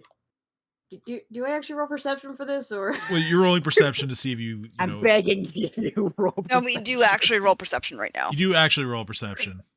I'm not. Okay. Very Pebbles good. move so I can see the roll. Thank you. See, this is why I wanted you to Thanks, roll. I hear what you say. You hear what he says and then some. You hear nothing. How dare you get my name wrong on purpose again? How I don't- dare? What are you talking about? Devils never get names wrong. Yes, you do. Okay, so at different points, Sarah and Nadia each hear something said that kind of raises some flags, let's say. Sarah, early on in the walk, you overhear two sort of just like common they just kind of look like two housewives kind of talking to each other outside. um it seems like they're not trying to like stick around talking outside for too long given how everything's going on, but they're just kind of going back and forth with, oh wow, this is so crazy, the king's dead and all these things are happening in the city. And then you get as you're walking, you're already past them. Just before you're out of earshot, you hear one of them say, rumors that King Aedred was murdered are false. He died of old age. And these anarchists are using the tragedy to damage Queen Ileosa's reputation and perpetuate unrest in the city. Oh, that's interesting. Okay. I hear nothing. Doodle So doodle Sarah heard this. Did Nadia hear this, or did she hear a different rumor? Nadia gets a different one that is closer to your destination. So you are now for Nadia's.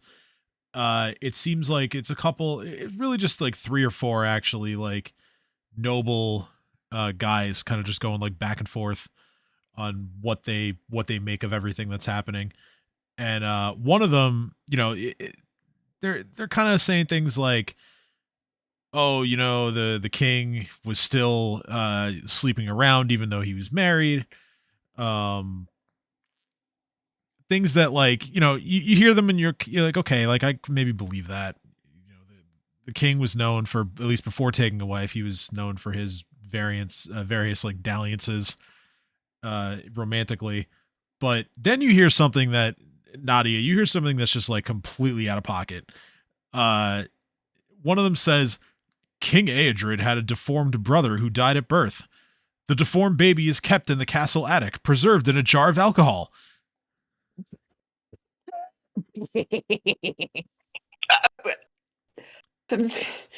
And as if what I just said wasn't like Unhinged enough. enough of a reason for me to say this, like, keep in mind with all of these like rumors that I'm feeding you guys that there's every possibility that any or all of them are false. They're rumors. Yes, That's exactly it. I believe them 100%. I bet Cindy you has do. a really bad sense motive. I choose to believe this one because I think it would be hysterical and horrid at the same time, and I think that with some that's very true. Sense motive that rumor. Can I sense motive it? You can, yeah. I'm gonna go there eventually and drink some of that alcohol. Imagine the taste. Oh my god. 10. Little Okay, big so discussion. with a 10, I would say that you attempt to kind of like break things down and think like, well, this can't all be true or it can't all be false.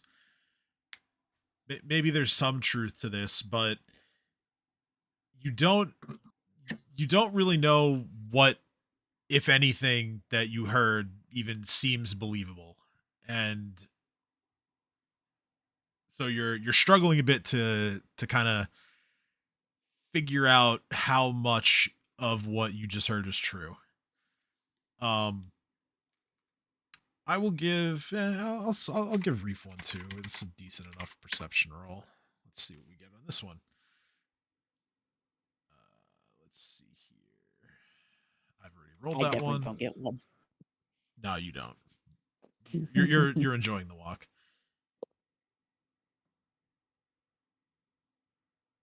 How dare you, Sin? Listen out. You're gonna find very quickly that the reason why I'm so jumpy to murder people is because I can't rely on my senses. Okay, so not far from where Nadia heard the rumor that she got,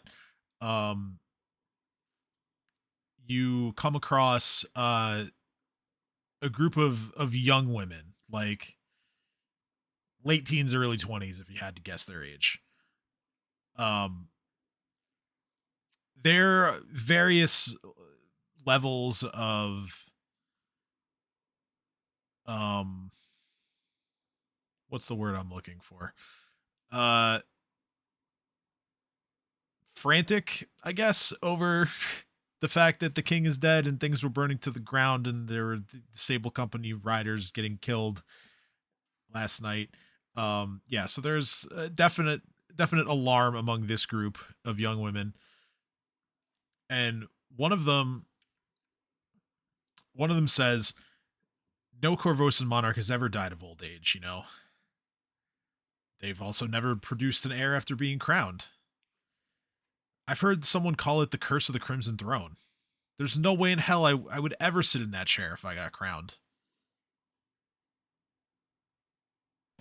That's very Reef takes a mental note of be this. crowned. Just saying. Reef takes a mental note of this and says to himself, hover over throne at all times. Oh, so good. I love it. All right. I keep I look at everyone and I say, so if I become king, I just don't sit on the throne and we're fine. There's a curse on it. It's something about the color crimson. Maybe bloody throne? I don't know. I want to sit on a bloody throne. Physically bloody, sticky, gross. I will hover. Like I think it's metaphorical. It doesn't matter whether you actually sit on the throne or not. It's taking the. I choose the literal interpretation and shall not sit on it and therefore not be cursed. I shall have heirs. It'll be fine. Reef Oh, just It'll be fine. Okay. slides ahead slightly, just being la la la la la. I don't hear you. I'd rather not be crowned at all. Okay, so we're gonna Reef so double we're take. gonna so one of these days we're gonna force Nadia to be crowned and put on the chair. Yes, cool. No. I smash in and go, that's my crown. No. Yeah, that's right, Sin. That's his crown. For now, it is. I can glare at take it. him and I go, are you a kobold? No. And I shuffle it down farther on my head. I may not be a kobold, so you win this round. I am king of the kobolds, and I shall be king of Corvosa too. I nod. I have decided. Come, Hoard. You really want to be king of something, don't you? I am king of something already. I look at her. At least he has goals. Yep. At least I'm Certainly better looking than my around at goals. Tell you everyone. what. I can't tell you guys are being sarcastic, and I'm just looking around and being like, the Horde is oddly supportive. And I just continue walking towards the where I think the ambassador is staying. Sarah wasn't being sarcastic. Well, I'm saying I can't tell one way Yeah. or another. I will tell you, Sarah was not being sarcastic. She's like, you know what? He has goals. I appreciate that. Thank you. being completely sarcastic. I'm like, yes, at least he does.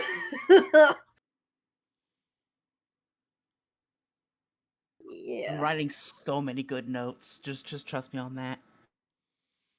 I don't trust you at all. How dare you?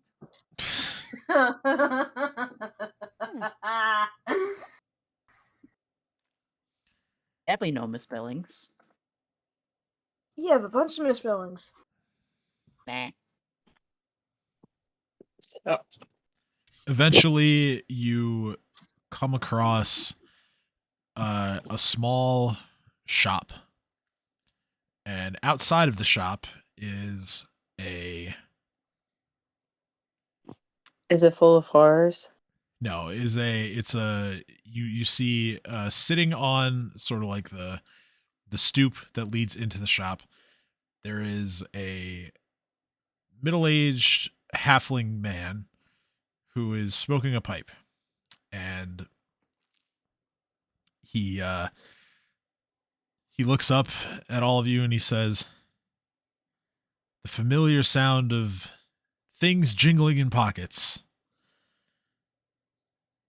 What kind of shop is this? You look at the sign and this halfling is a jeweler. We do have a gem, I think. Hey, don't you have it? For the Hoard Reef. It's I have a thing. You have the Queen's brooch. I blurt out, pointing at him. The halfling's eyes go wide. And he says, you have the missing brooch? Not really. Are you really that gullible? What do you mean come from the direction of the castle? Bree says, looking at him. And then goes, well, maybe this is the Queen's brooch. I don't know. There's been a lot of chaos. And he just takes out the garnet amulet that he had, the necklace, and goes, this is a brooch, right? Oh, also, Allie, as a side note, I insisted that you also picked up the ring that had gone unclaimed. Okay, cool. Awesome. That's fine by me. That makes sense. Um, But I'm so playing dumb and acting like the garnet amulet necklace is a brooch. the halfling takes one look at it and just goes, "Oh no, that is not a brooch." And See, I was told by the people I got it from last night that it was a queen's brooch, and if I could find you, it would be worth a lot of money. You're telling me this isn't even a brooch? well, I can tell you that if you do have it, then we should step inside so I can verify it and tell you if it's worth something. I look slightly panickedly, but side-eyed towards Sin and Nadia and Sarah, being like, do we go in? Do I? He Fran just tells you no. he leans in a little bit Can I sense closer. motive? Sure, yeah, you can sense motive. He leans in a little bit closer to Reef and he says, "You know there's a reward for it, right?" My eyes light up and go, "Oh, there is. There's a. But you told me this isn't a brooch." So I I sense try my motive. best to continue to play dumb. He says, "I know what you said, but I can tell that you're carrying it. Your friend blurting it out, and let's just say I know when I'm in the presence of valuables." Sarah, your sense motive, he hasn't lied about anything he said. Okay. And Sarah goes, so let's assume that we actually do have it. I'm not saying we do, because honestly, I don't think we do. But let's say that we did. You just told us that there's a massive reward for it. So why would we give it to you? I'm not asking you to give it to me. In fact, I don't want it. I certainly would not want to deal with any potential consequences for possessing stolen items, much less one that belongs to the sovereign of the city. I'm simply here to inform you, after checking its, validity, of course, what the reward is, and to advise you to bring it back to her at once. Reef ponders this for a second and looks at Sin, Sarah, and Nadia, and just looks at Sin and goes, "Yes, we play a numbers game. 1, 4. We go in." I grin and look down at the little halfling, and I pat him on the back as we're walking forward and go, "We do your thing, and if we don't like your answer, we take all of your shinies. Yes? Yes. In we go." And then I push him in before he can answer. Not like aggressively, but like like hop hop, all right, let's go. You invited us in and we're off the street. Just give him the old heave ho into his own shop. Yep. All right, so yeah, you guys go into the shop, and you can see, as evidenced by the fact that he was taking a break outside smoking, that there's nobody else in the shop right now. He pulls out his little like kind of magnifying glass that jewelers use. They kind of just stick it in their eye and look at things. I don't even know what it's called. I But know what you're I think it's talking literally called a jeweler's glass. there you go, perfect. He takes out his jeweler's glasses, and he just says, "Well, let's see it."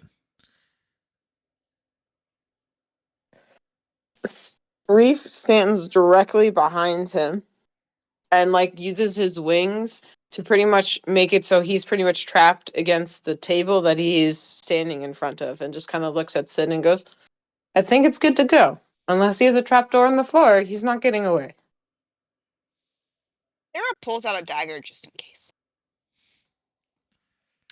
Already learning the lessons that Sin has taught. Yes. Okay, so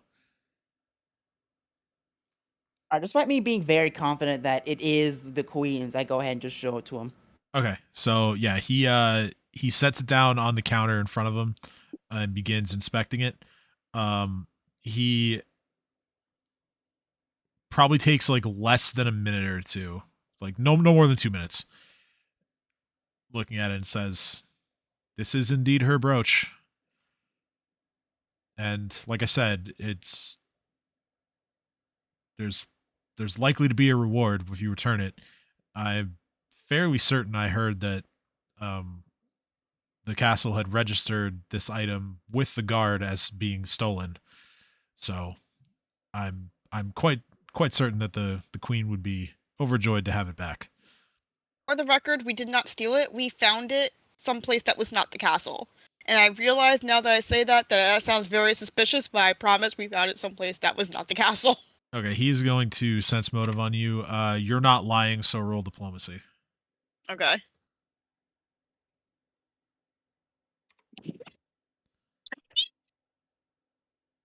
Wait, I have a thing where I can roll again, right? This is not a dexterity based. Fudge. Okay. Yeah, no, you wouldn't be able to spend your hero point on this. He he cracks a smile and he just says, "You don't need to be so tense. I believe you. You seem like good people. But yes, this is definitely her brooch, and like I've said a few times now, I highly recommend going to the castle post haste."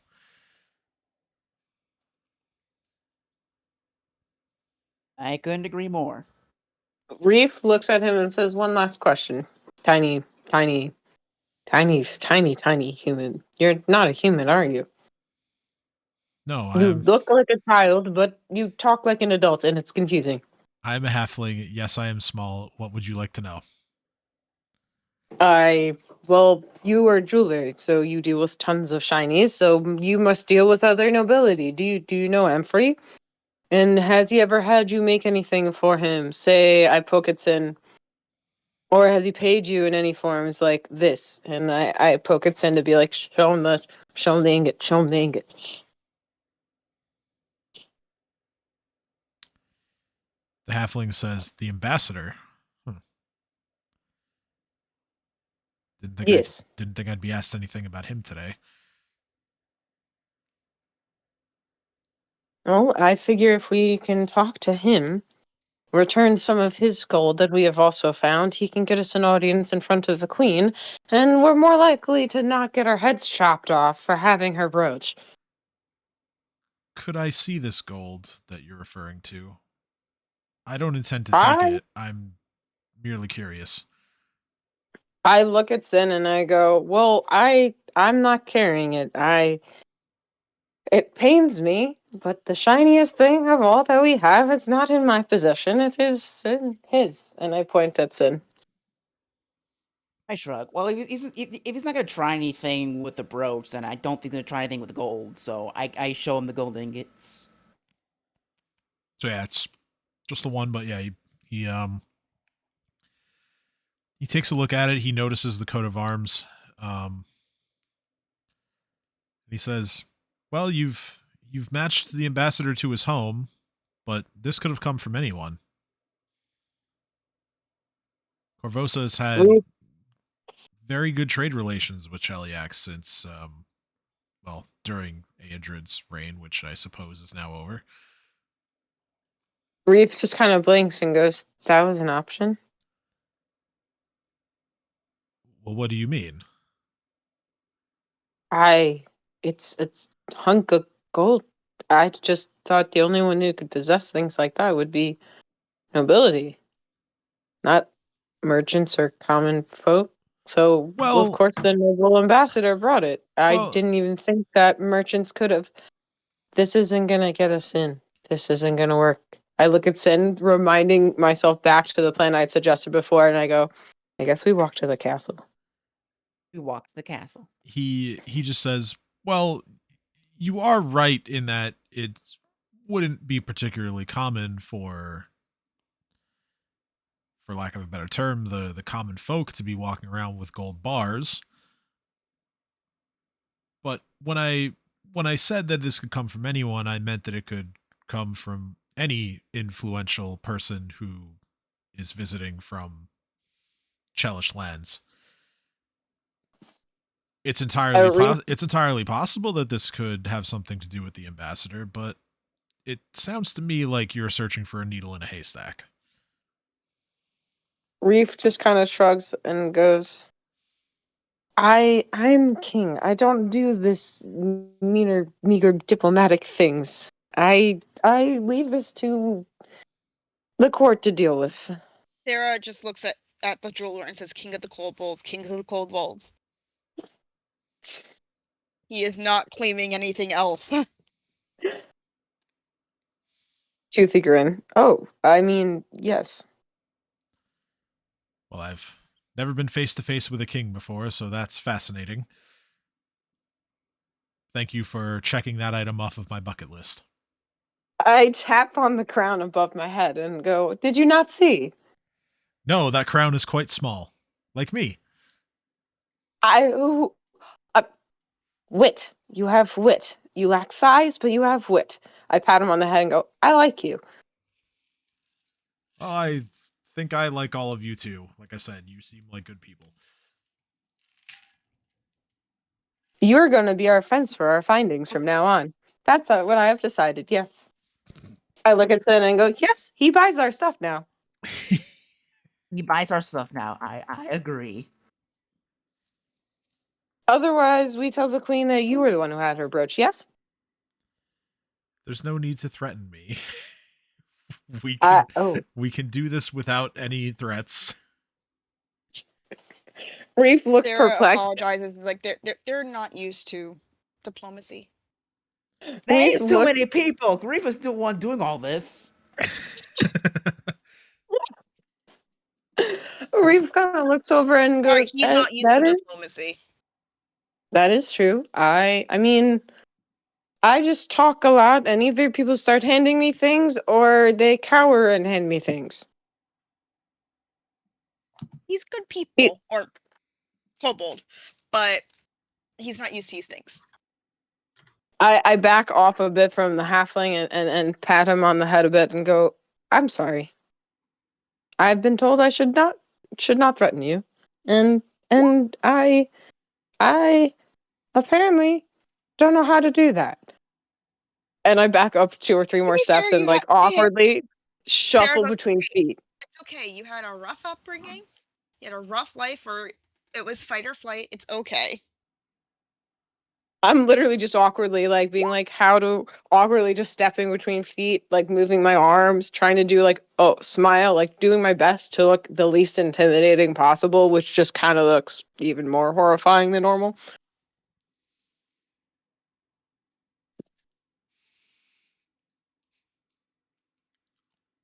This has just been a great interaction. And Reef is now taking a back seat because, as far as he's concerned, his court is speaking, and his court is much more in depth at this than he is. My goodness. Nah, the back seat's mine. Keep talking.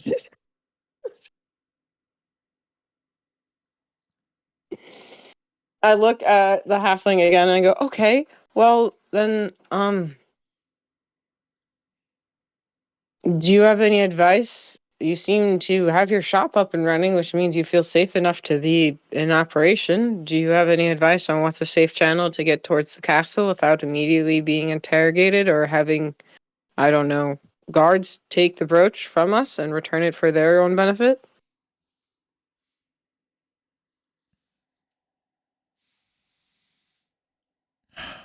Well, can't really say I've know what to do or know what to tell you. This is a unique situation. Tim, I'm going to ask you something. Yes. Is there a way for me to roll to see if Sarah has ever gotten an invitation to perform at the castle? Because we've already established that she's like kind of well known. That is fair. Just like as part of a band or music for a night or an event for the nobility. I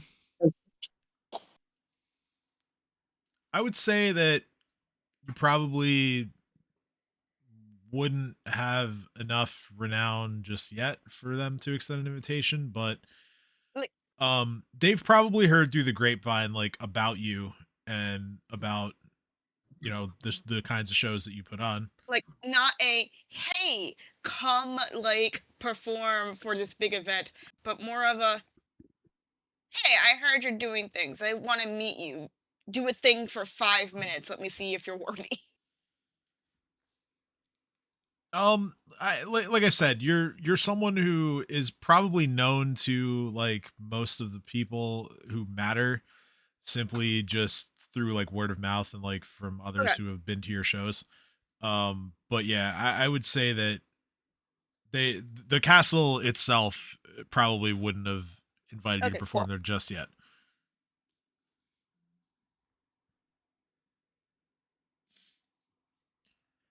But yeah, so the halfling shopkeep, he kind of just his voice trails off and then he sort of just like takes a moment to collect his thoughts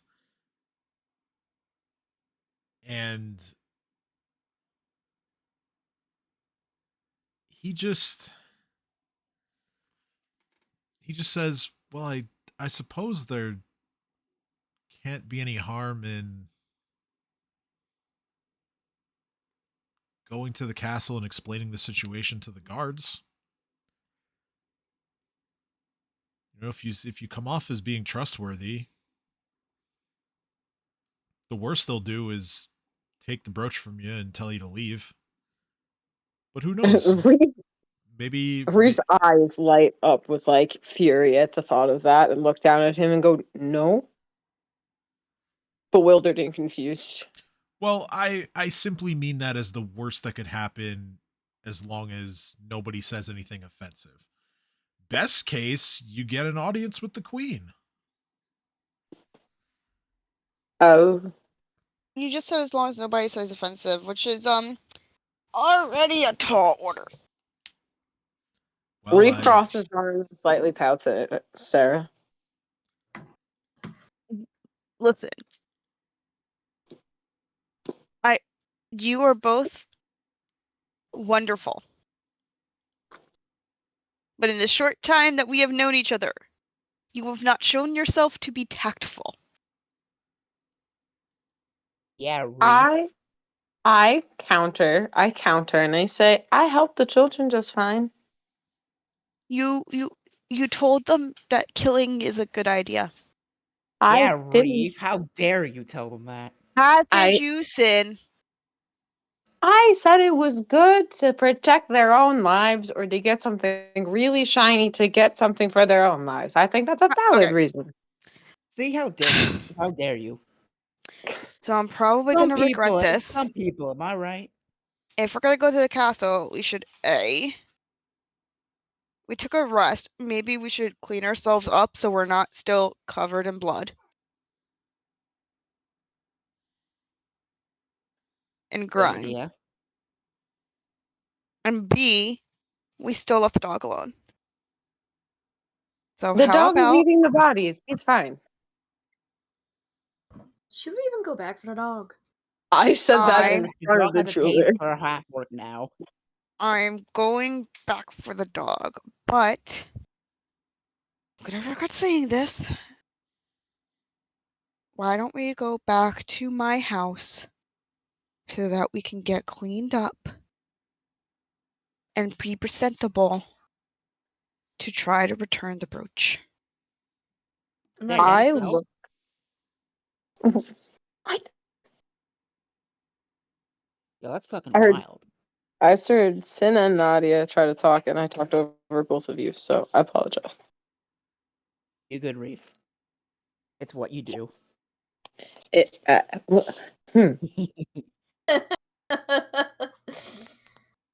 was just saying that I don't oppose getting cleaned up, is what I was trying to say. I was just saying how shocked I am that Sarah actually owns a house, as owning a house for Sin is just unimaginable. I mean, it's not my house, it's my parents. Does this We mean gotta we get be to an meet extra Mr. and behavior. Mrs. Tonin? Well, I think they're working right now, but maybe. Sarah's I'm a give a looking. smile. That sounds fun. You more Not likely to meet my cause- little brother. You're not gonna cause chaos for her household, are you? Don't Cause chaos? No, I would never. don't scare my little brother. My older sister's done that already. Have you seen her look at me? It's very hard not to scare people, but for you, Sarah, I will try my best. You've never met my sister. Sadistic I is I'm your not. sister to be I'm scarier not than sure. a devil. I'm not sure if I should be flattering that. No, I'm not sure if I should be. I don't know anymore. I'm concerned that you think that your older sister is worse than me. Fine. I love her, but she's a bitch. I'm a little devil. Does that what? Does bitch above devils or what? It is when you're forced to interact with them because they're your sister. Yeah, but now you're When forced to she interact insists, with me. she's the perfect child and thinks For that children. everything she does is right and you are always wrong even when you're not wrong, and her way is just better because she's older and wiser and thinks that she's smarter because she is going to fancy university while you're a bard, except I make more money than her and have high success. And what do I know? Oh, and she's also still Resentment. mad because I because you get more dates than her, even though we're supposedly adults, but it doesn't matter. Oh, I get. This is more a bias thing instead of her actually being worse than me. I got it. I got you. I look at Why are everyone you and getting go, into music? And hear Because she any of butchered that. my favorite song so badly, I wanted to prove I could do it better than her. Well, I have faith in you, Sarah, as long as you stay alive. Anyway, Anyway, we're going to go rescue the dog, go get the dog because I have a home for him. But he's violent. so I have a you home guys for him. don't eat your weaker siblings? It's not with my siblings. You don't your younger, weaker siblings make it to adulthood? They're not just food? Yeah, No. Yes. Huh. my little you yeah. guys have I was in. siblings? That's cringe. I don't I have have a food. sibling. Not at I all. have food. He didn't hatch well, and he didn't really move well. So he was dinner. That's how that works. Uh, not for us. I mean, there's nothing wrong. Every culture is different, but for us, yeah, no, all our babies are weak, and so If they get you cared for by the parents. you weak, you don't make it in my group. That's how that works. Or Look, if you kind baby of humans can't even hold their heads up. Okay. Reef just kind of looks at you in utter shock. I stand But corrected. We are not the weak ones. I, Baby we humans. oh no, I will 100% admit that humans are weak. But anyway, so we're gonna get the dog. Have somebody who I know someone who needs who could use a guard dog, He is a Very good nice. guard dog. He did his job well. Well before us. and they But will treat him with kindness. give him orc jerky. He'll take good treats. He'll be happy. Yes, he'll be very happy with them, and I guess you'll meet my parents and my little brother. It's nice. I'm glad to see you trust us already. How cute. Reef is jotting things down mentally, just being like, human babies can't Oh, lift their heads. and Reef, Yes? nothing in my house is for the Hoard. It House is is already for the in the horde. horde. You do not take anything out of the house unless it is given to you. I can take it and keep it while I'm in the house. Got it. Reeve, no. Oh, what? I'm not leaving with it. I'm just gonna carry it around. No. You're not going to touch anything at all. Okay. I immediately start flapping my wings and hovering, looking down at the ground and going, why not? So as we're doing this, Sarah is just starting to walk back toward the docks Just like, Reef, to go if I get this give you dog. something of mine,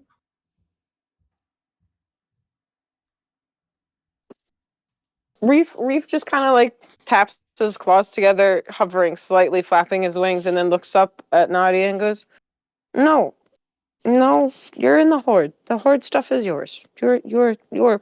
I look back to see Sarah, and Sarah's just already like half a block away from us, and just I'm like, wait, I won't take your stuff. I want a shower. So we don't. I'm assuming we don't have to roleplay us picking up the dog and bringing it over. No, we don't have to do that. So you guys, you go get the dog. If you guys would like to roll to see if you hear any more rumors, feel free. I Can you roll got for me? this.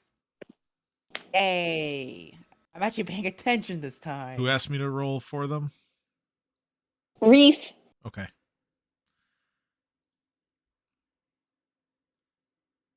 Nadia, you're the perception bot. Start rolling. Okay. So perception bot. I used to be the bot. I like this.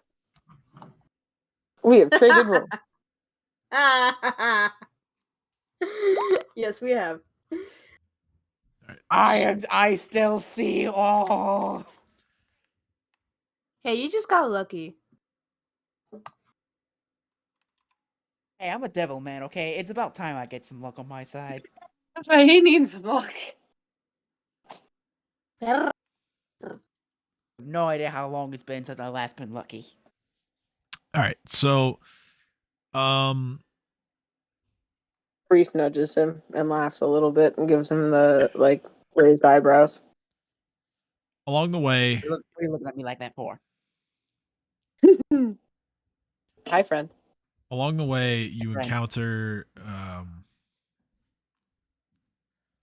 like an older couple who are like walking in the opposite direction as you, and they're talking about a different sort of historical occurrence, or rather a string of occurrences that happened in Corvosa about 10 years ago or so, maybe a little more. And this is really all the group of you pick up, but it's still relevant information. You hear the older woman. She just says, they never caught the key lock killer. He just vanished after he killed, what was it, 9 people in their own homes, and all of them were locked. This was 10 or 11 years ago now. It was 4797. They say that 7 of the 9 had ties to nobles who opposed the Arbiters, and that the Keylock Killer was on the Arbiters' payroll. I think the Keylock Killer was one of the Arbiters themselves, and I think he's still alive, serving as a judge to this day. It's all a conspiracy.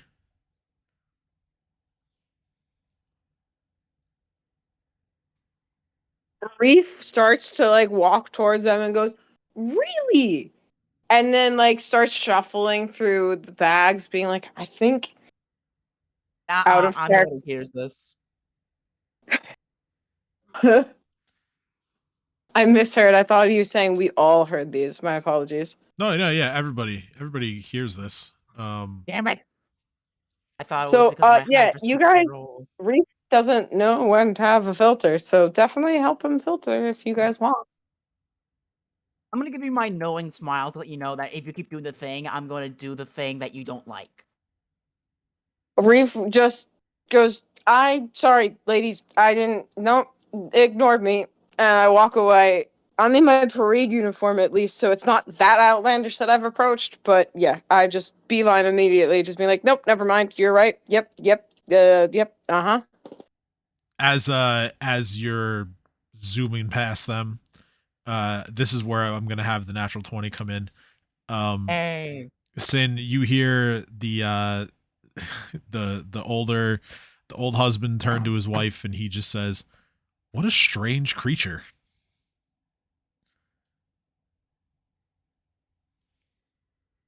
I roll to see if he's talking about me or Reeve, because it could be either one of us. I mean, you could pretty safely assume that he's talking about Reef after that display.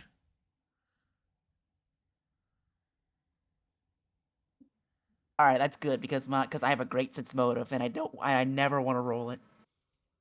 Don't worry about it. Okay. And then before we walk away, I just give like an evil smile to Nadia and Sarah to showcase how much power I have right now. Ignore this. And hear you, Nadia. What you say? I ignore this. Sarah Dang. is too busy, like, leading the dog and giving him pets and telling him he's a good boy. I bong Nadia with my tail. How dare you? Hehe. I'm just gonna continue to walk.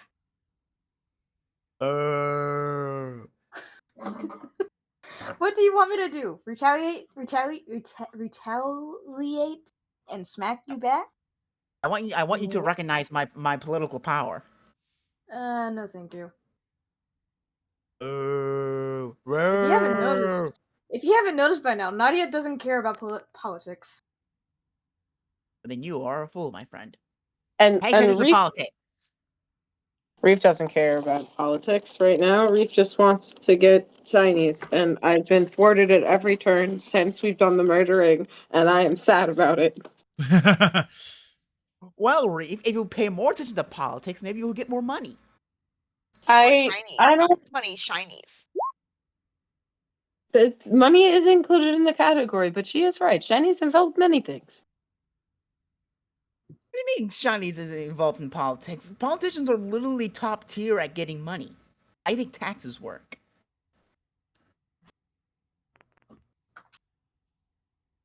Which is why I don't pay them.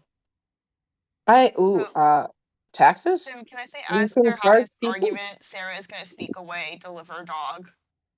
Yeah, that's fine. Okay, yeah, and I'm honestly too tired to roleplay that, so. That's fine. She sneaks away, delivers dog. I told you where dog is going. And then she joins them with that dog and be like, oh my god, are you still arguing about this? Alright, so is that it, Sarah? You good? We go to My Reef house is promises.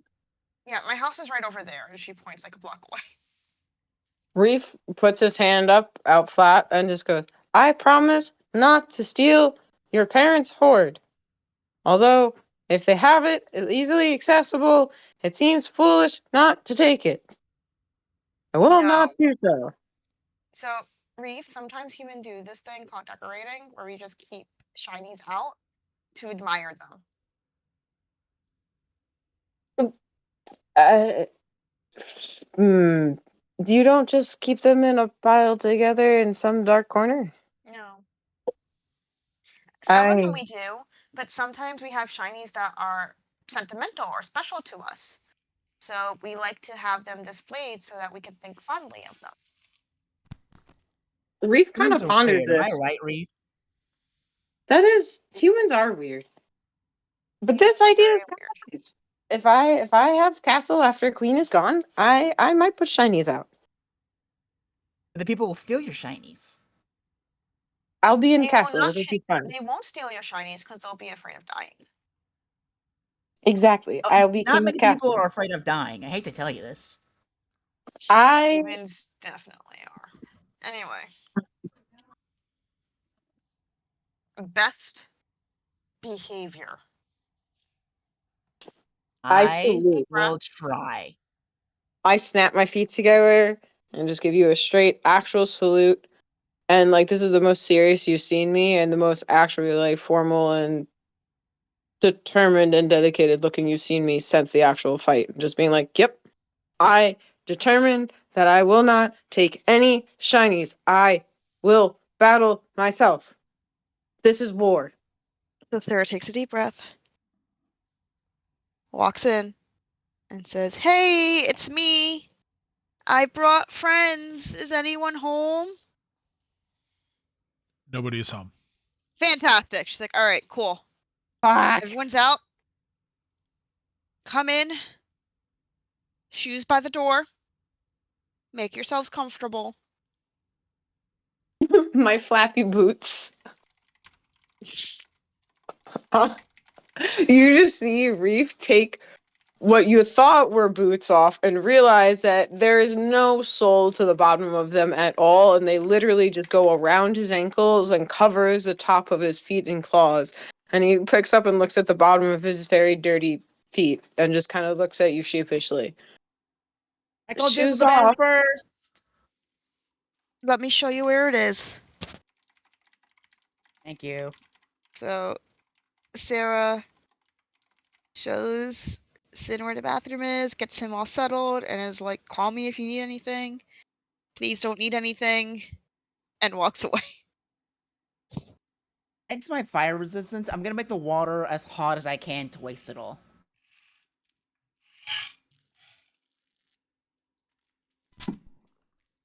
Classic.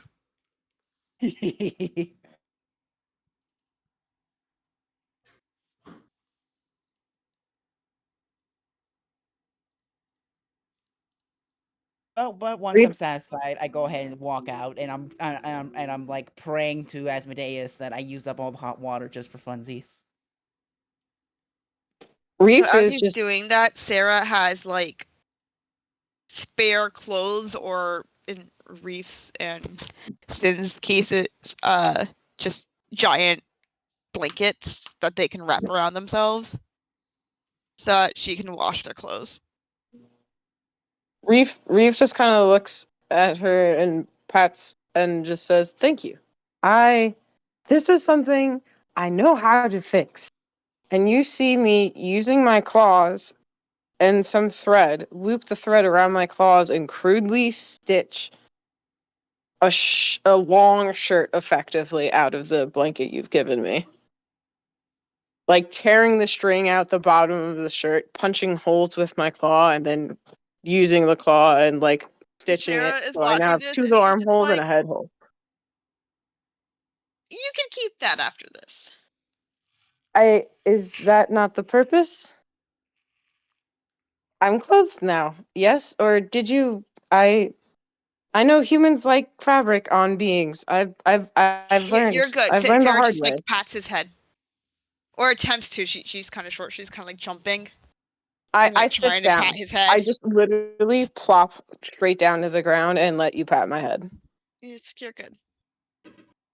I sit there waiting for my turn. I'll tell Sarah out of curiosity. 5'3". Okay, I'm like barely taller than you in that case. I'm 6'10". Yeah, you're way taller than me.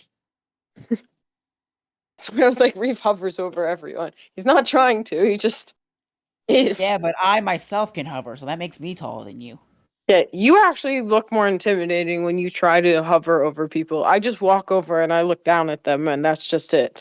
You literally levitate off the ground and go, "Hi, I'm literally a devil." Yeah, I'm pretty also much. assuming Reef is fairly muscular, which is why I'm like, I don't have a shirt that fits you. My father is Yeah, no. not that thick. I am very, very, very lanky and relatively muscular because of what I am. I'm not like buff for what But I you are am, also giant. So I'm but just like, I'm I have. giant. So in general, I am. Yes, yes. Just clarifying, I am very lanky for my type of being, but very big just in general comparatively to humans. So anyway, Sarah washes clothes so that they're not covered in blood and schmomp and grime. Because she's like, we're Sarah. going to the castle. We need to look presentable. Sarah. If we're no longer presentable while we're there, that's another story. But we will have a better chance of meeting the queen if we look presentable. When are we having backstory story time like you promised? I never promised that. Oh yes, you did. That was the deal. I give you my wine. We have backstory story time. I call bullshit. Sarah rolls bluff and says, "I never promised that." I don't believe you. Can I sense Like, motive that bluff? I'm the one who made the deal. You better believe I'm not fucking trusting you. You can't fool me. So what did I miss? I took first of all I took a bath first, and I made sure to use all the hot water by making it as hot as I can, as I have heat resistance. And then now I'm asking about when are we gonna have backstory story time. And Sarah says she never promised it, and I'm telling you, yes, she did. I very much remember. I am smart boy. I do not forget these things. I have it So- Can I in s- my notes. So I Can I rolled bluff. sense? I don't care Can I what you sense roll. motive? Can I sense motive that bluff? Yeah, if you want to. Yay! I I've been wrote sitting this here like shit I've lost down. control of the plot. I mean, look, I could just tell that she really wants to roll something, and so okay, you don't you think Sarah's being honest. No, I think she's completely telling the truth. Sarah, Hmm. I know you're lying to me. And if you don't stop being, if you keep deep lying like that, bad things are gonna happen. Look, I thought we were friends. I invited you into my home. I told you about my bitch of a sister. My little brother's all right. He's in school right now. I think he's trying to get an apprenticeship. He's been looking at alchemy, which I think is really, which I he needs to get his grades up. He needs to study. He needs to get better at studying. But he seems to be enjoying it. And yeah. The dog went to my best friend's parents. And my parents are merchants, hence the house. So yeah. And I became a bar despite my sister.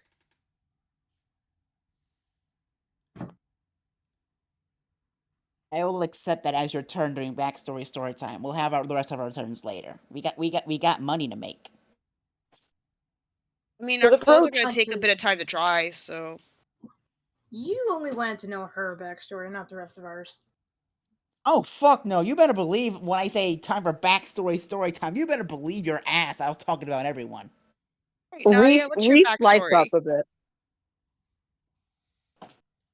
Too many people who talked at once. Sin can't compute. So I asked Nadia for her backstory.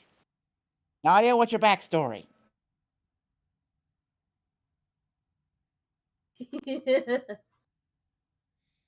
Why don't you ask someone else about their backstories, huh?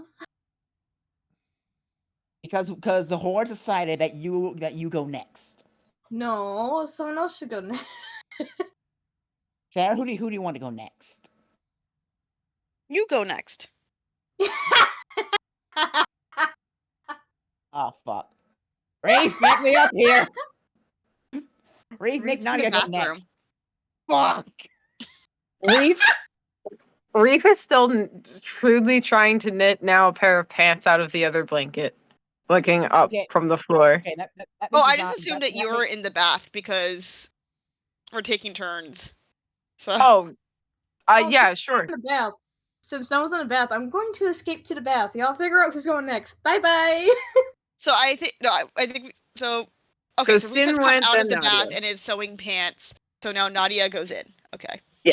Reef is in the long, clean, makeshift shirt he made you, but has no pants, and he's just walking out with the shirt covering everything. And then what looks like really shittily made pants with one leg short length and one leg actual pant length.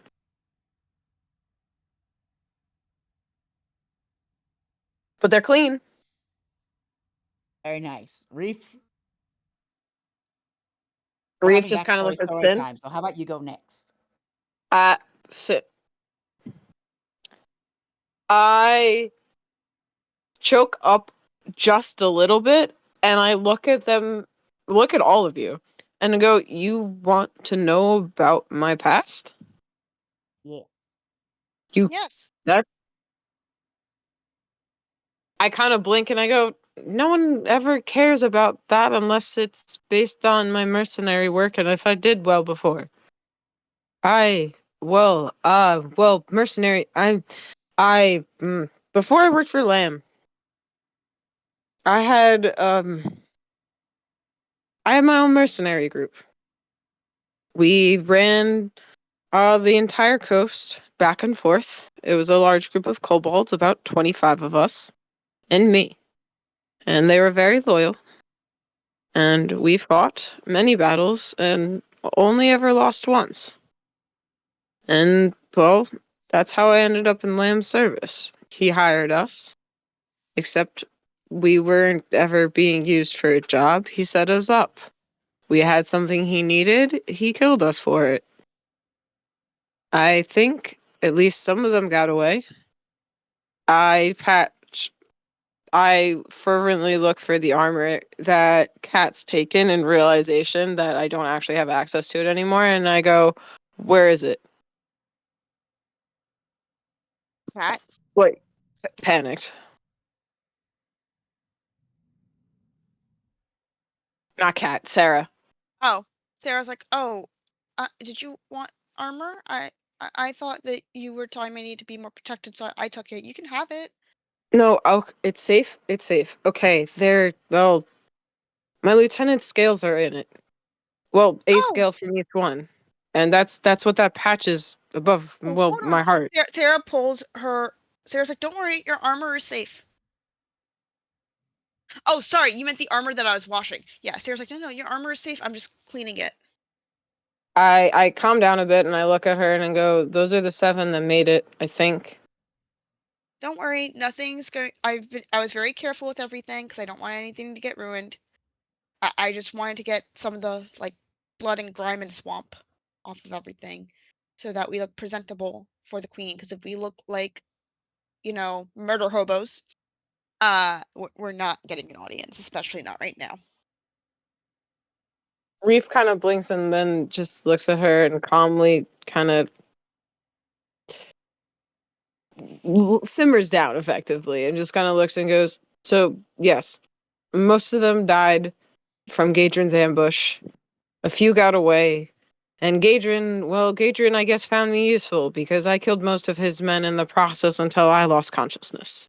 And then I woke up in the opportunity of, death or servitude to Lamb and doing what I was already doing. And if I'm going to just keep doing what I'm good at and live, I think that's an easy choice.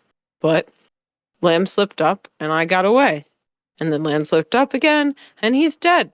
So I am a kobold king with no kobolds and a makeshift horde of mostly hodgepodge you guys."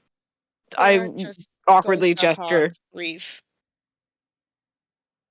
Reef just kind of awkwardly looks at Sarah and then like takes his arms and kind of like wraps them around her and pats her on the back and goes, "What is this?" It's called a hug. I It's a way of showing compassion and providing comfort. I I like this. Okay. Dogfire!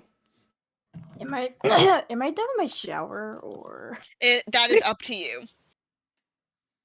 I'm Yeah. done with my shower? That is up to you. Also, see, Sarah, this is exactly why we have backstory story time. Speaking of backstory story time, Nadia, you're next.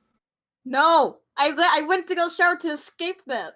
Yeah, but you Well, come back to Reef crying and Sarah hugging him. Okay. First of all, what happened here? I missed something emotional, and I'm upset about it. What happened? This is why we don't miss backstory story time. Is dead. No, I went. You just finally see Reef processing that and just like very, very frustrated and just going, I mean, so I,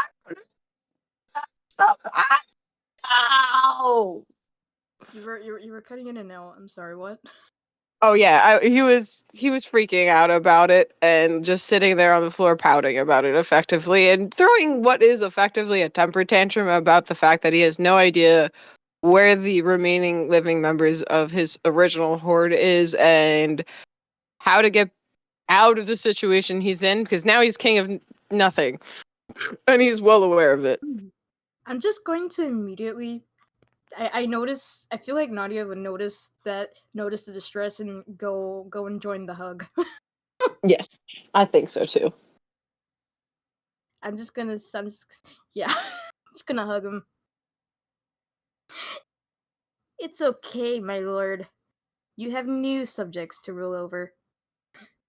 I sniffle and I look at everyone and I just go, "You are part of the horde, and we will take the queen's castle and it'll be ours. It'll be fine. It'll be a gift from the Ah, queen for her brooch."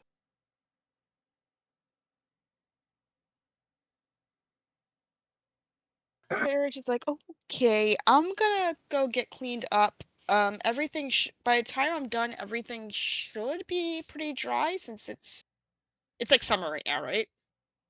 Yes. No, Right. it What? Wait. No. is. Opposite. It is like the very beginning of spring. All right. So Sarah's like, all right, I'm going to go get um get clean and get changed, and hopefully by the time I'm done, everything will be dry, or I will at least find a way to make it dry. You want me And to save then we my? will head out. You want me to share my backstory and get back, or? yeah, it's your turn. So, um, Sarah's like,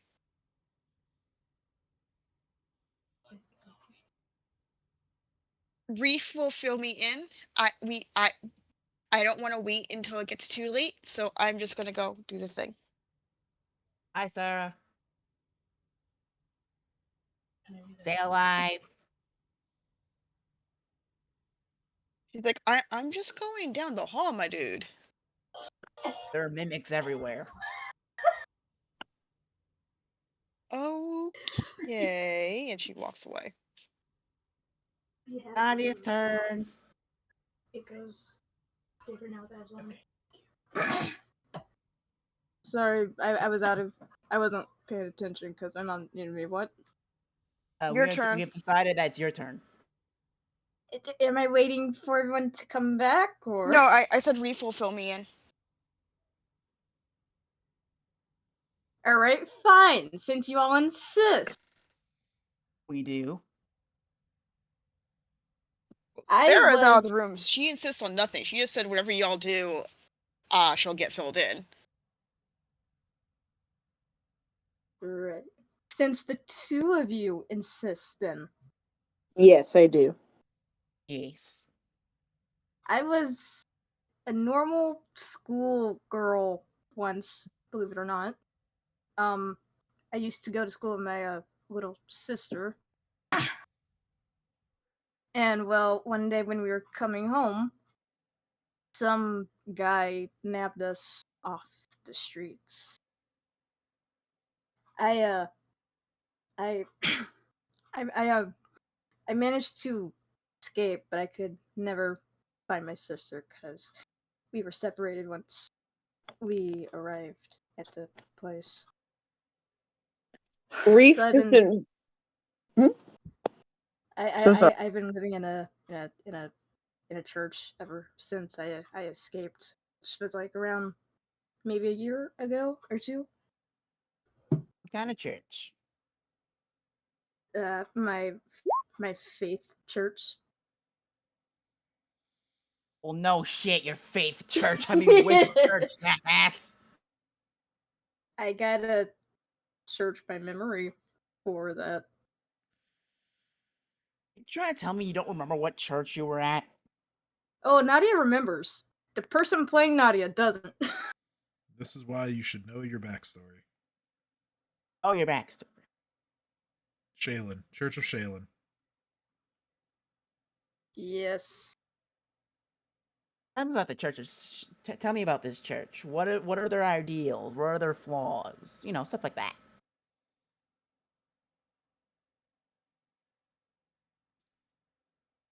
I'm already telling you my backstory. I do not need to elaborate more. Let me. Oh, I think you do.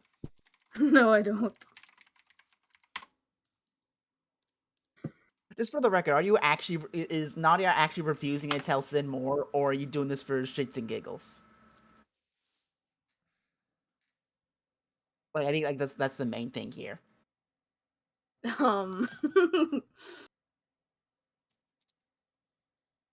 Both. Do you want to tell us?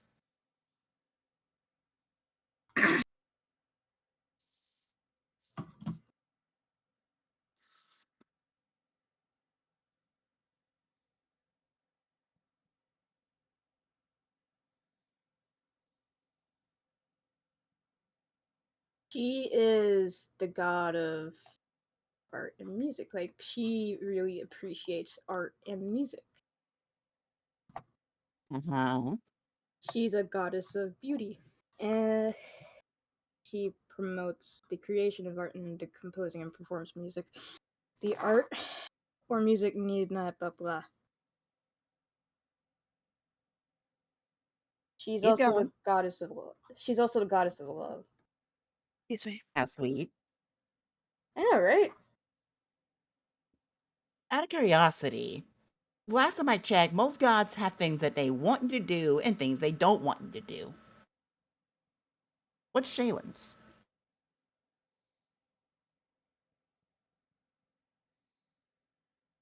She wants to spread love. Okay, that's what she wants you to do. What does she not want you to do? She wants me to protect all the art pieces I find. Or what? Or I will get in trouble. So, if any art gets destroyed on your watch, bad things happen. Pretty much. Good to know. Oh, this is why you wanted me to indulge you. Okay. What do you mean? I'm just curious about my fellow frat party member, don't you know? No, I know you. You wanna find weaknesses and mess with me. I'm not indulging anymore. Yes. I would never do such a thing. I need you to have faith in me. Believe in me You- that believes in you. You purposely got my name wrong multiple times just to mess with me, so. It's just a joke. Sarah comes out of the bathroom. She's clean. She has new clothes on, and she's watching this. She's like, "I thought this was backstory story time. Why are y'all fading?" I Don't don't know. sex Nadia it. doesn't like me anymore. Oh my god, you got her name right. I know it's a miracle. But no, all I Yeah. did was ask her about the general do's and don'ts of her god, and now she thinks I'm gonna do awful things to her just because Did you I'm a give devil. her God the? find that. Did you give her God the right name? What you mean, Shelvin? God damn it. Sarah's like, all right, so all of your stuff is clean now. It's dried. So we should get going. I agree with that. All right, I'm gonna put on my clothes, and then I'm going to recommend that we all head to the castle. Agreed. Backstory. Shelvin, the god of construction home improvement. That's amazing.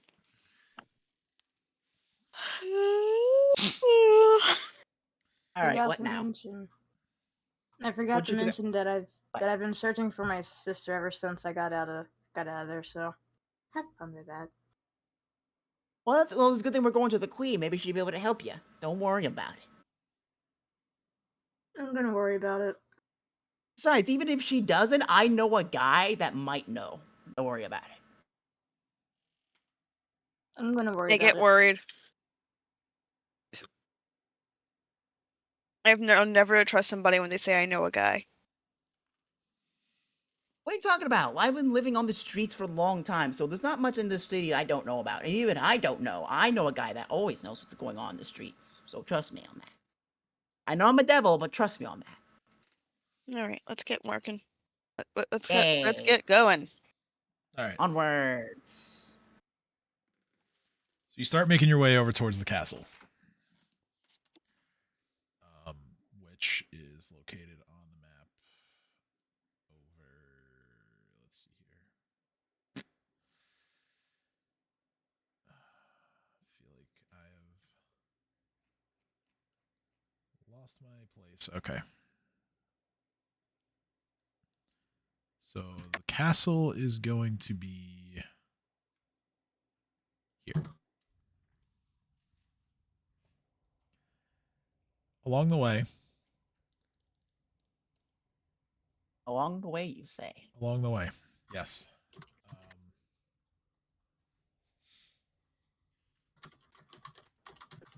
You see a pretty disheveled looking man with wild hair.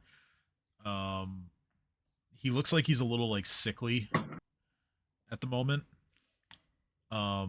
He approaches. I'm actually gonna roll for this randomly. He approaches.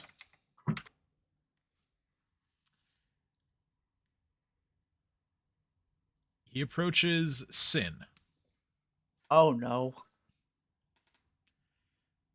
And he says, you know, when you're a little bit of a ways away, you begin to hear him shout these like crazy random things. One of which, the first one that you hear in full, he yells, "The eye of Grotus has turned from the boneyard to look upon Corvosa," and he just like continues the rest of his threats as you. I kind of buried the lead there. So the rest of the things that he says kind of sound just like obscure and kind of like veiled threats of like some kind of peril. And he approaches Sin and he says, "You, your face is familiar. I saw you in a dream." Oh, I'm pretty sure I'm the only black devil around here. So what's up? He says, "During a time of great sickness and danger in Corvosa's darkest hour, you will near death. And this event will usher in a new age of writhing doom." Yeah, that sounds about right. And he goes to sort of grab you by the arms, as kind of just when like someone does that and they're kind of just like giving you a shake and like pull yourself together, like something like that. That's kind of what he's going for. Yeah. What's your CMD? 15. Okay, so he goes to grab you, and you push him away. He can't get a hold of you. Relax, buddy. I'm not going anywhere. I'm interested in what you have to say. Tell me more. Hi. He just says, "The city is lost. We will never know prosperity again. Yeah, probably. And remember my face when this dark moment arrives. For when you are the one struggling, and you are the one seeing death at your door, you will know who delivered the message." Can I take a pen and paper and start sketching him real quick?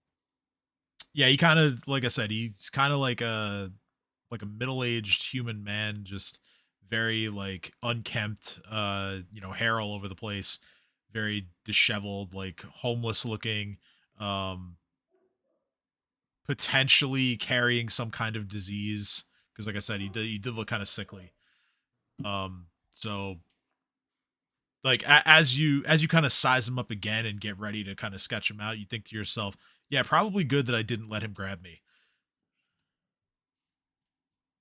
Of course. All right, and just refresh my memory so I can put this in my notes. He tells me that when I'm almost dying, the bad things that happen to the city. Yeah, he says that that you will near death during a time of great sickness and peril, which will also occur during Corvosa's darkest hour, and that the event will usher in a new age of writhing doom. Those are the exact words. All right, you're going to forgive me, Tim. I'm sorry. I'm not a fast typer. That's fine. I can here. Let me.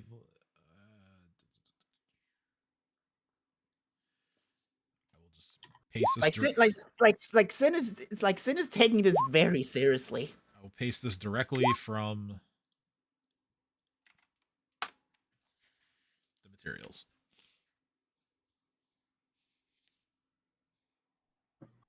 Thank you. Thank you. Yep, that way you have it.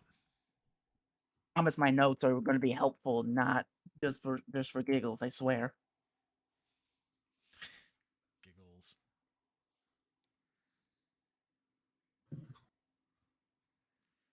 Giggles.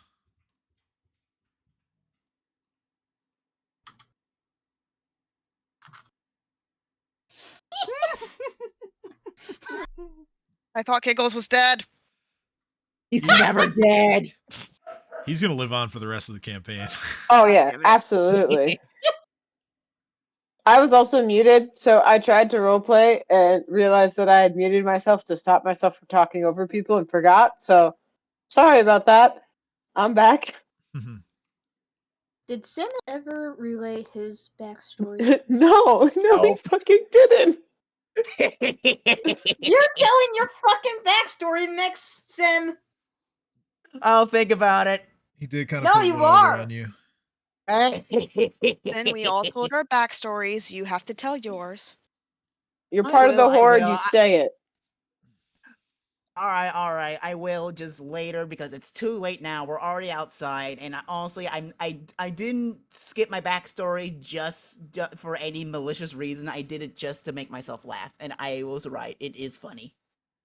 I nod No, at you and I go, okay, You're- fine. You're telling us now because you're gonna claim to forget later, or you're gonna claim that you didn't agree to this later. Are you kidding me? I am big brain devil. Okay, I never forget. Ah, we'll keep you to that then. You will tell us your backstory after this. Good. Good. Gullible Reef. You hear this, Sarah? Mm-hmm. Hear what? That you are going to tell us your backstory after this. Oh yeah, totally. I don't trust you. Nadia, we're a team. You gotta trust me on things like this, all right? I trust you in combat, but not in social stuff. Because I'm a devil, isn't it? Racist. No, it's because so far you've shown to lie and manipulate and play. When have I ever lied to any of you? Give me Just one now. example. I don't know. Exactly. Okay, so I might be- haven't I lied. might be wrong. I might be wrong about the lying part, but you do manipulate. What's what I manipulate people? I've never done that. Whenever you use gold to manipulate Reed To do what? to stay in line. Oh, I'm sorry. Do you not want the huge dragon rager over there to be without a leash? I'm sewing a little patch that's the shape of a cute little star onto the shirt right now. Yelling I don't about think he needs a leash. we gotta keep Reef on a leash, and Reef is like doing arts and crafts. Look how I don't manipulative think he is. needs a leash. He knows what he's doing. I don't think he needs a leash. Reef goes, I'm meeting a queen. I need to look better than this. And he keeps stitching really shitty stars onto his makeshift dirt. Remember how he threatened the halfling and threatened the queen when she wasn't around? Don't forget. Reef, you don't need to add anything. You're fine. So take that, Nadia. So not only are you wrong, but you're stupid. You're not stupid. Stupid. You're not stupid, but my point is that you're making up lies and slander about me that I don't appreciate. We're supposed to be a team, man. I need you to trust me on this. Didn't tell your backstory later. I will. Fuck. Reef, I will make you tell your backstory. It By hook or by crook. Yeah, Reef will make you tell you your backstory. Sorry, not Reef. I pick up Sarah, put her Sorry, down in front I of missed him. Sin. I know you did, but I thought it'd be funny. And put her in front of Sin and point at him and go, "You, him." Yes, that one. That one tells his backstory. You told his backstory. You did good. We hugged it out. I'm very happy about the parade. We did hug that out. See, I'm full of good ideas. You did nothing. Reef I and I hugged it out. He did hug me. I specifically mentioned that I dogpiled him. You did. You both hugged me. You started the hug first, though. Well, apologies that I'm not the first one to do the hugging, alright? Devils aren't really known for hospitality, so I am doing my best. And that is the truth, Nadia. Sarah just finally snaps and goes, "But you're not a devil, you're a wyvern." I look at me, and look back at you, and I tap my horns. Really? A wyvern? Wait, hon. Time out. Out of character. Are you? Or am I mixing you up with Reef? I'm very tired and very confused. I'm very tired and very confused. So I retract that statement. Because obviously Sarah can see you. Kim cannot.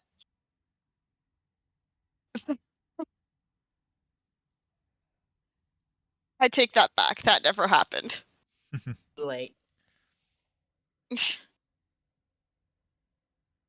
Alright, now that we've established that Nadia doesn't like me, nor trust me, what are we gonna do next? Aren't we going to the castle? To the castle! Yes. So you're already outside of the castle. All that talking during the travel. Let's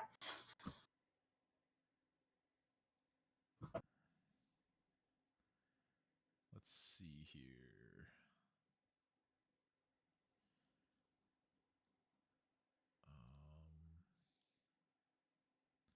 Sorry, I was just trying to.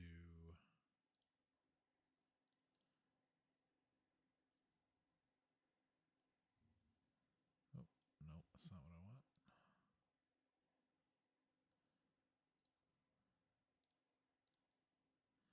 There we go.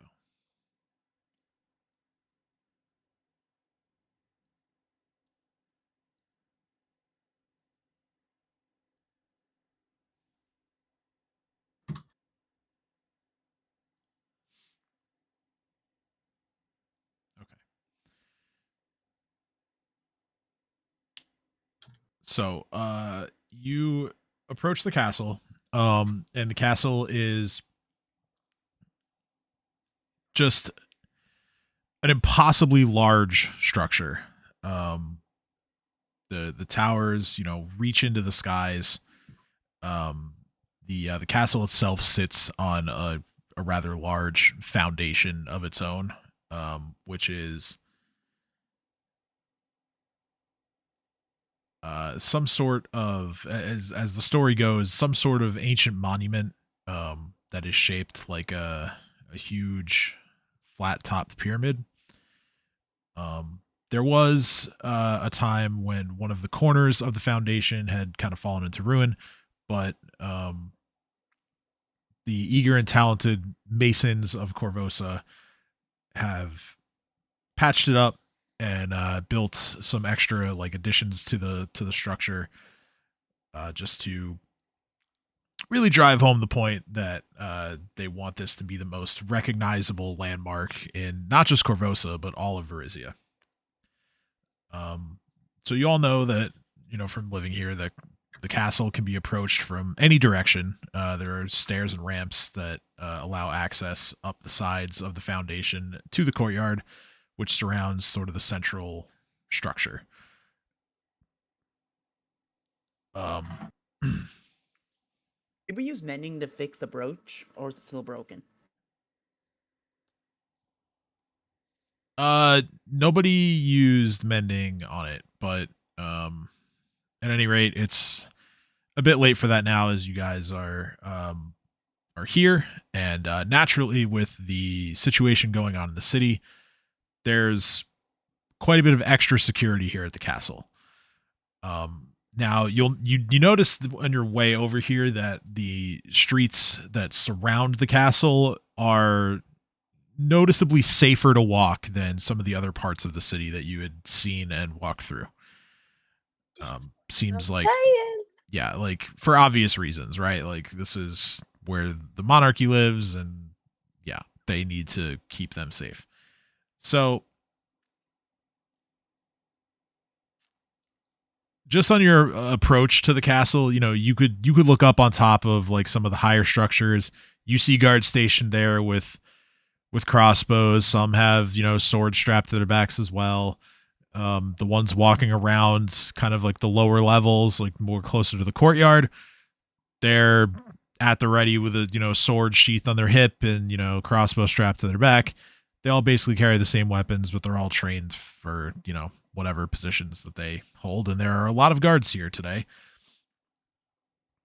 And once they spot you, a pair of guards walks up, and they stop when a short distance away from you, and they say, "Welcome.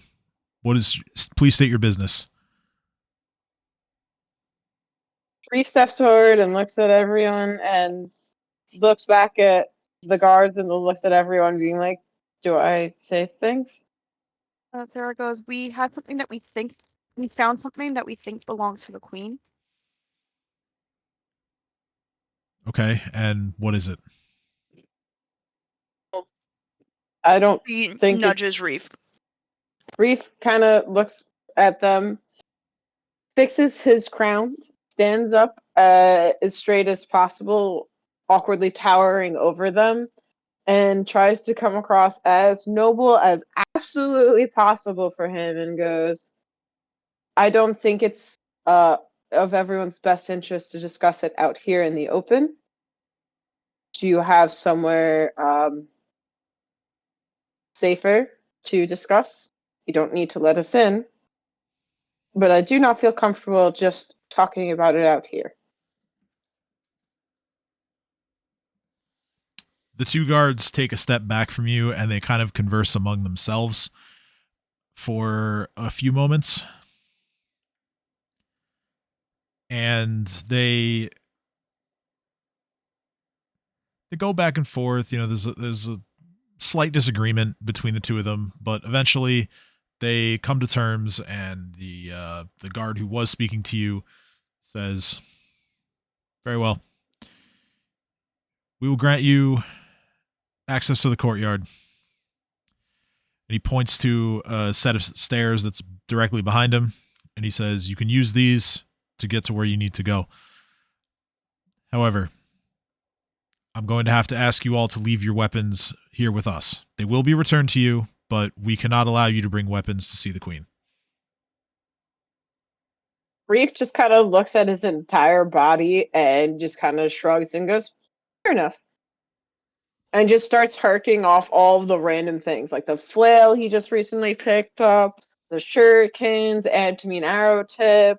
Just starts handing all these things and watching this human start to just like struggle, just holding all of it. Okay. Starts pulling them out of random pockets. You can probably set those on the ground now, buddy. I'm gonna show a good act of faith and give him my gentleman's foil, my arrows, as well as my bow and arrow. Sarah just starts handing him the daggers. Okay.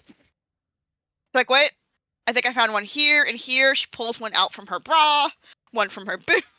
Yeah, exactly. Reef was doing similar. He's just pulling out random shit from random places, just being Yeah. like, "Yep." Reef's just like, She where'd goes, I "Wait, get hold this on." Sticks a bowling hand ball? down her pants. The guards look at her like, "What?" And out comes a dagger. Yep. Here you go. Right. Well, now I've. Do I have to give you? I'd rather not give you my instrument if that's okay. Well, unless you intend to be smashing it over someone's head, you can keep it. Oh, do you know how expensive these are? Reef just lights up and goes, "They're shinies." I'll take your word for it. I'm No, going Reef, to. they're not Chinese. They are tools. They're Nadia's shiny just tools. going- Got it. Nadia's And just Tools going to shred, and interrupt she him. does a little guitar thing just to like try to get a laugh out of the guards. The guard then says to Sarah, he says, "And thank you for showing me all of the places where you women can hide weapons."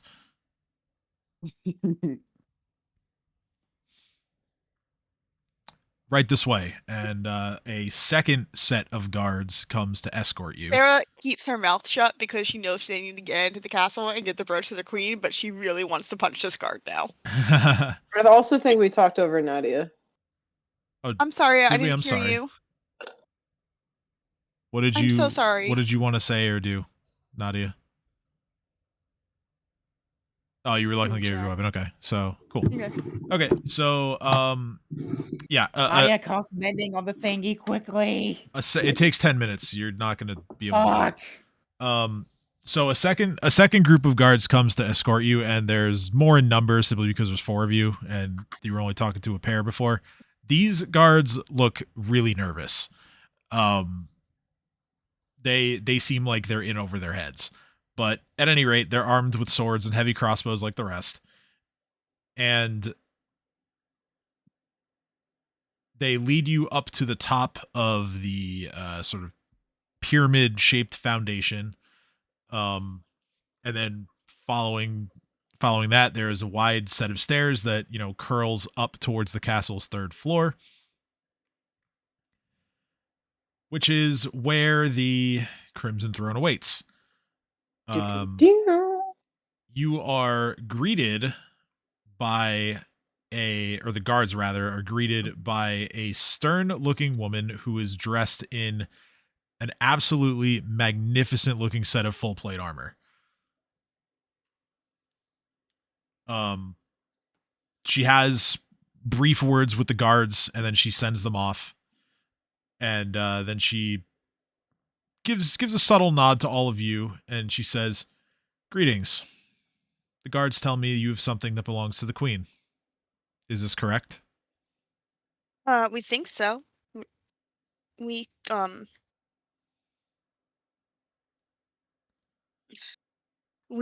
managed to rescue some of the children kidnapped from Gage and Lamb, and in the process found a item that we think may have belonged to the queen. She says, "Very well. Please show me." Reef looks back at everyone like, "Is this okay? Do I do You're this good, thing?" Reef You can sense motive if fixes you his want. crown and looks at everyone and then looks at her. I was about to also. I was just Okay. I'm just letting you know that you can. No, I know. I was just role playing too. Let's go. Nice. Yeah, she seems truthful that she just legitimately wants to see what you found.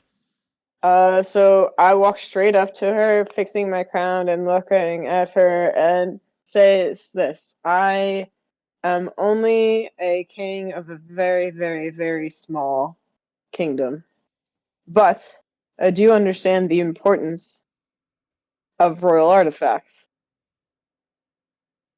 This is bluffing, obviously. And Reef walks up and just like it's normal for him to be this close to nobility, and just walks straight up to her, nonchalantly just takes the brooch out daintily as clawed hands can, and holds it out with both hands, 2 fingers pinching one side, 2 fingers pinching the other, and holding it so it's kind of like draping in air, looking it right in front of her, just going, "I believe this is something that the queen has been looking for." Okay, so you show the brooch to the woman in the full plate. She smiles at you and steps to the side. And she holds out her hand as a sort of welcoming gesture to the castle. She intends to lead you into the throne room. Or I think she's going to take you to the throne room. Let's see here. Yeah, she's going to take you to the throne room. The guards who escorted you up here move to follow. But she turns to them and she says, "You all may return to your posts. These heroes pose no threat to the queen."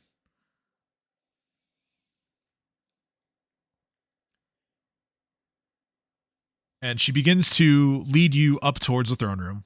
And she, while walking, just kind of like gives us a slight turn of her head towards all of you and says, how would you like to be introduced to the queen?" Reef lights up. There's like, I think that would be wonderful. It would be, bleh, sorry, I'm tired. It would be a real honor to do so. Reef looks at her directly and go, "I am Reef, king of the kobolds. You get that right." And I nod. Like, that kind of nod. She just says, "Right, sure." He completely misses the I just undertone. roll my eyes and playfully punch Reef in the arm. Be polite, Reef, for fuck's sake. I'm What? Sin. She literally asked what to be announced as. I know that. I know that, Nod. Who? I look at him like just knowing that you don't even need to make the threat and just kind of step back a little bit.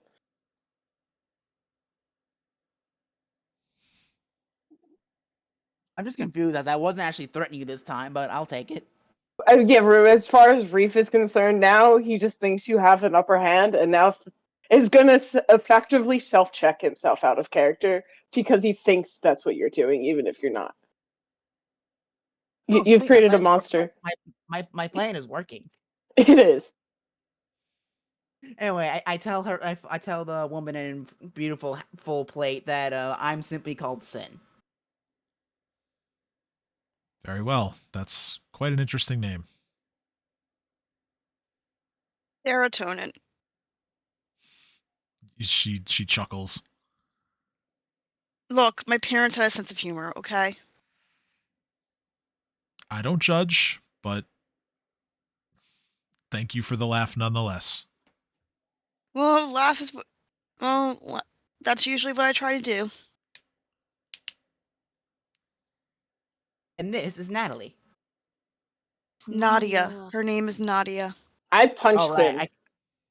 Ow! I was kidding. Very well.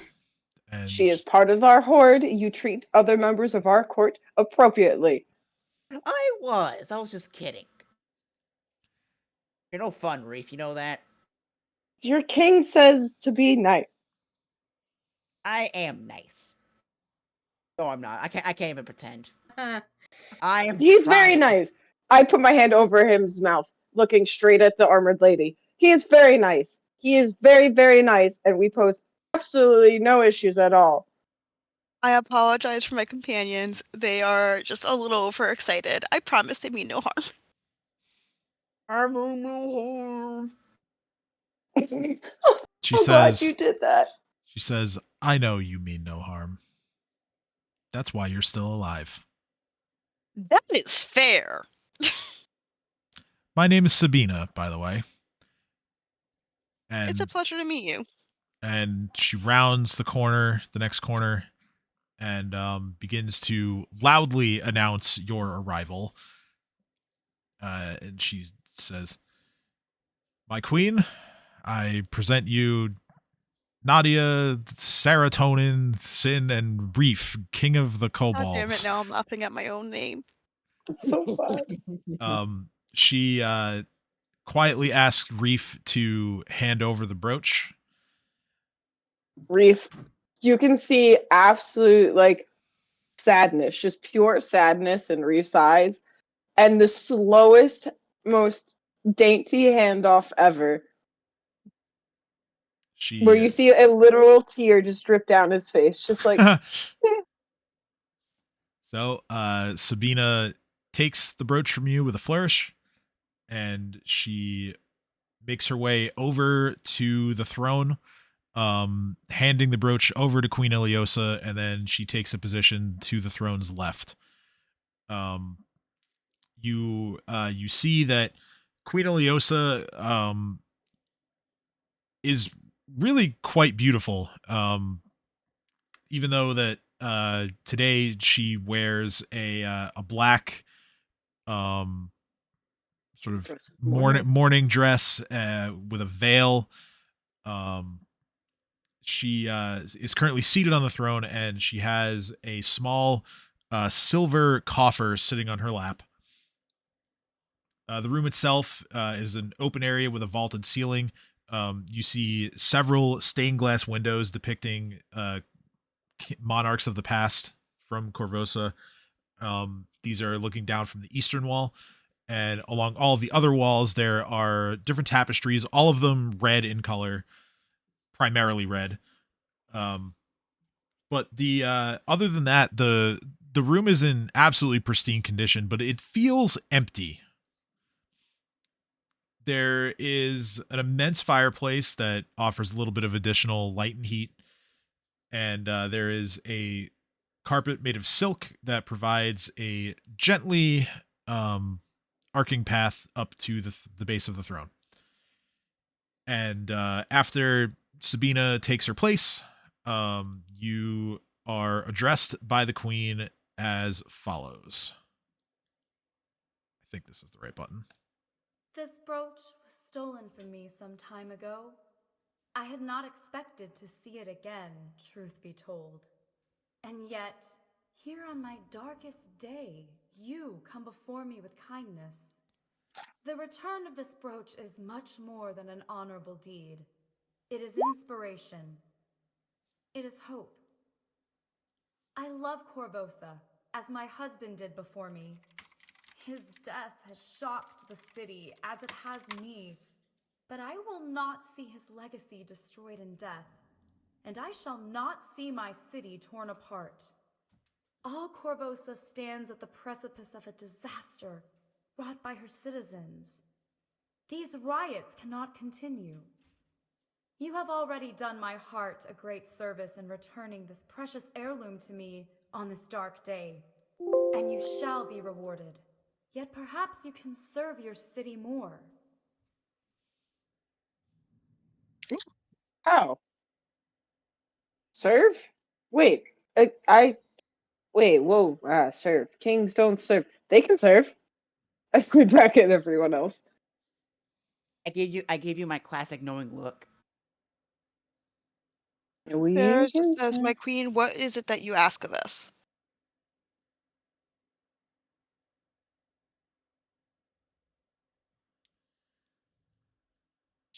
Okay, Let's be honest. so I can't agree to something if I don't know what it is. I think this is the one for that. Now, I need to retire to Oh my no, not that, chambers. not that, not that, not My that, grief has not that drained one, me. not that one. Again, And like, what do you mean you need to retire to your chambers? You said No, we need your sorry. help. Okay. There are a bunch of What do different you buttons on need? here, and they're not completely organized. Like, I the need your help, but Corvosan now I guard is leave. stretched thin, Okay. and it could certainly use the aid of heroes such as you. So, all right. So it is this button. Okay. The Corvosan guard is stretched thin, and it could certainly use the aid of heroes such as you. If you so choose, I shall have Sabina see to it that you have an escort of guards when you leave here. They can see to your safe journey to Citadel Volscianek. I shall send word ahead of you to Field Marshal Cressida Croft to let her know you are on the way.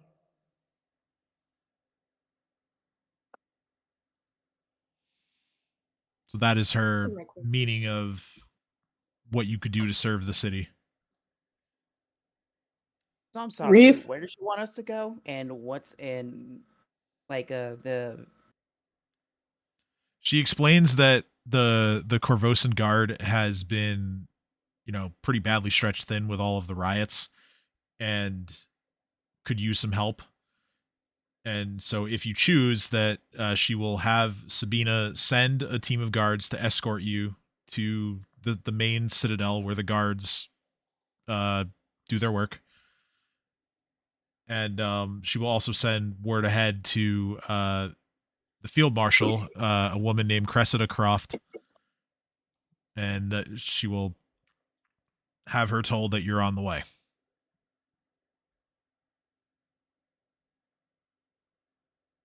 All right, that sounds good to me. Though Sin just want to just briefly mention how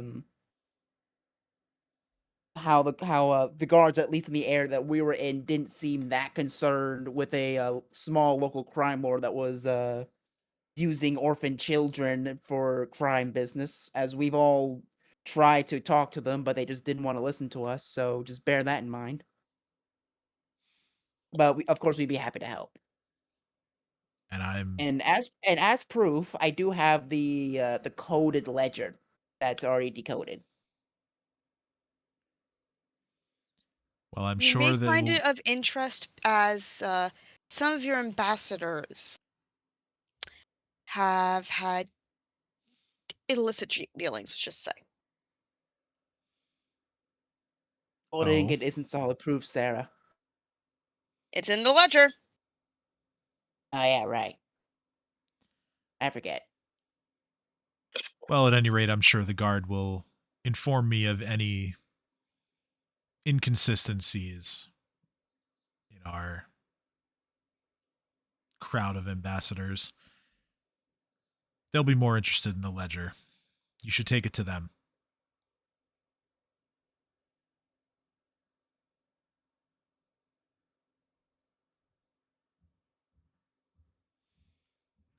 Reef is happy that he doesn't have to relinquish any of the other shiny things. And looks at everyone and goes, "See, we've been given permission to leave. With everything else we have. And on the opportunity for more shinies.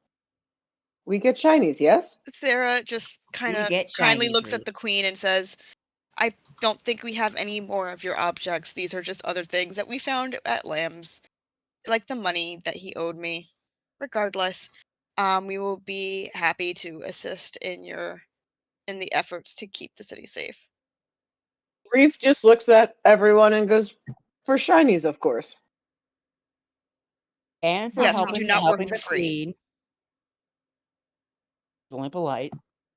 To help our Yes. queen, but also we don't work for free because we have, like, we need food and things to live off of.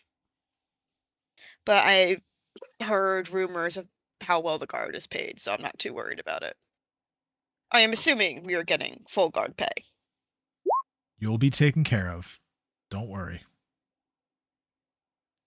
Also, one of our Fair. companions, we also due to Lamb's dealings, some of us, not me, have lost members of our family. Would it be possible? Is there anything the Royal Guard can do for us to help locate them?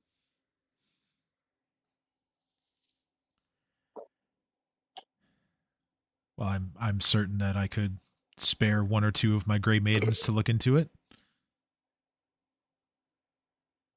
Thank you. And if Nadia? not, it would never hurt to bring it up to the guard when you get there as well.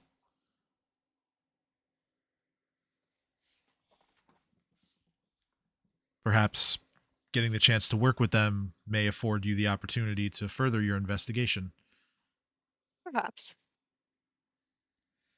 Um, Perhaps. and after sort of like delivering that line, she kind of takes a deep breath and then says, Now, I need to retire to my chambers. My grief has drained me. Again, I thank you for the kindness you have shown me. And I hope your days of serving the crown are only just beginning. And with that, she directs Sabina to take the coffer from her and bring it over to you. The coffer itself, before you even open it to look at it, or really Sabina was going to open it to show you your payment. Um, the coffer itself looks like it's worth something. But she opens it up and there are a dozen gold bars. And Holy shit. unlike the one you found in the Old Fishery, these have the seal of Corvosa on them. Yeah, Sabina sees that you've gone wide-eyed seeing these new shinies. Yes. And Sabina, not knowing if any of you know this already, but she just simply looks at all of you and says, each of these is worth 100 gold pieces. We thank you. Thank you. Gold patient is rich. I don't think they're ours just yet. Are they? What do you mean? Yeah, they're ours. I hope They're so. ours. They're ours. We have money at the treasury. And then you guys are so like enamored by the payment that by the time you look back towards the throne, Queen Ileosa is already gone. Did she? I mean, Did she disappear by magic means? I think she just left, but honestly, I don't care. If she's paying this much, she can like tie me up and use me for whatever the fuck she wants. Reef puts his wing over Sarah's mouth and then looks around and goes, "The tiny horde, the tiny hordlings aren't here." Okay, continue. I need a reef like shirt or some kind of artwork where it's like wings covering different parts of people's heads, and it's like see no evil, speak no evil, hear no evil. That's exactly what I'm thinking of when I do it. I can draw that right Amazing. now. I mean, to be fair, we Alright, still guys. need our Chomp shirt from last campaign. Yeah, we still need that, and as well as other pieces definitely. made. But yeah, so after Sabina just shows you the gold bars and she hands you the coffer and shuts it. And she begins to walk you back towards the courtyard. And during this walk, she says, would you like a guard escort to the Citadel? Yeah. That would be appreciated.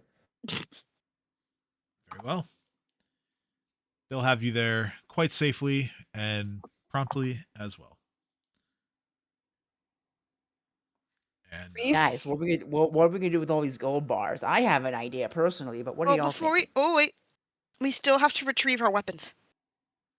Of course, I'm not leaving without.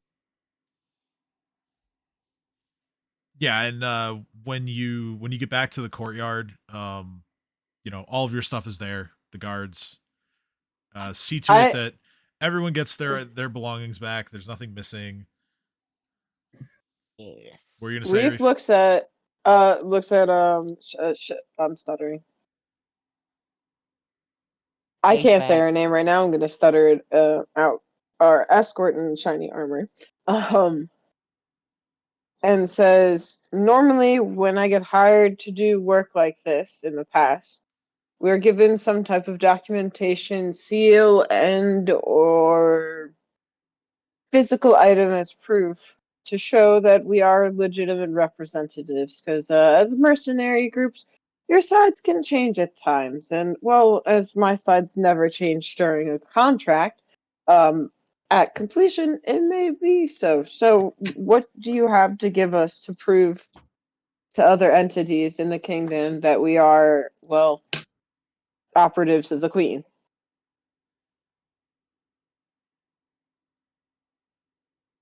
Sabina says, well, the guard will address that when you arrive.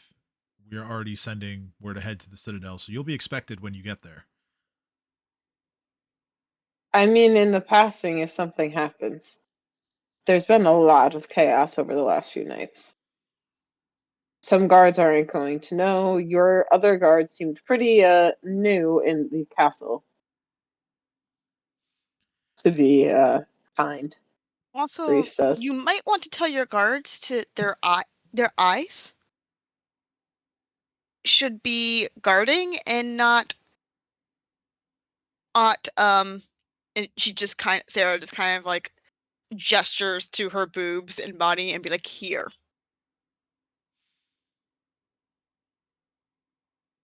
They are also easily distracted in And the sense that they are new. you know, Sabina, just simply because you've made it a point to point them out, takes a look herself and she says, I see what you mean.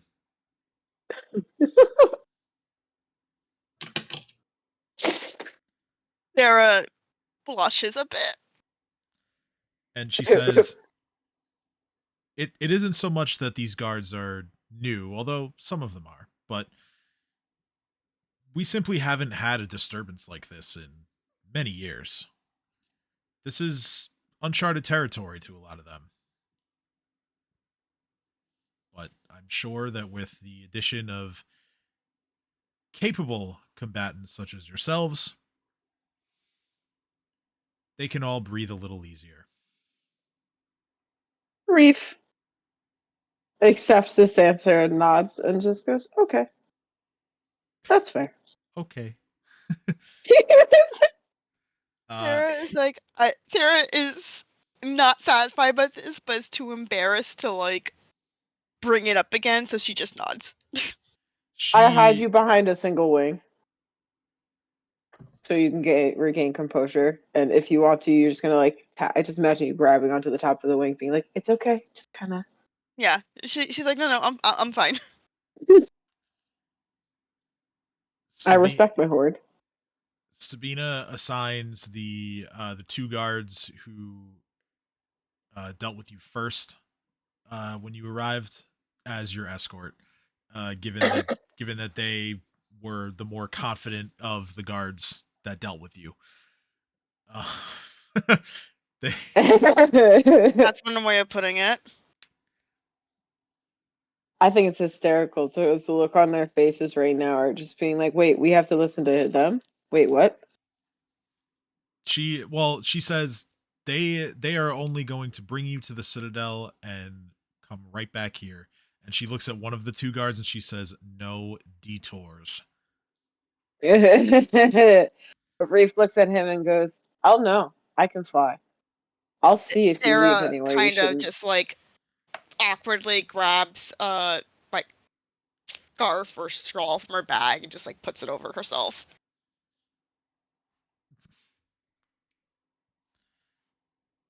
Ta-da. She says, "I hope to see you all again and give the guard my best."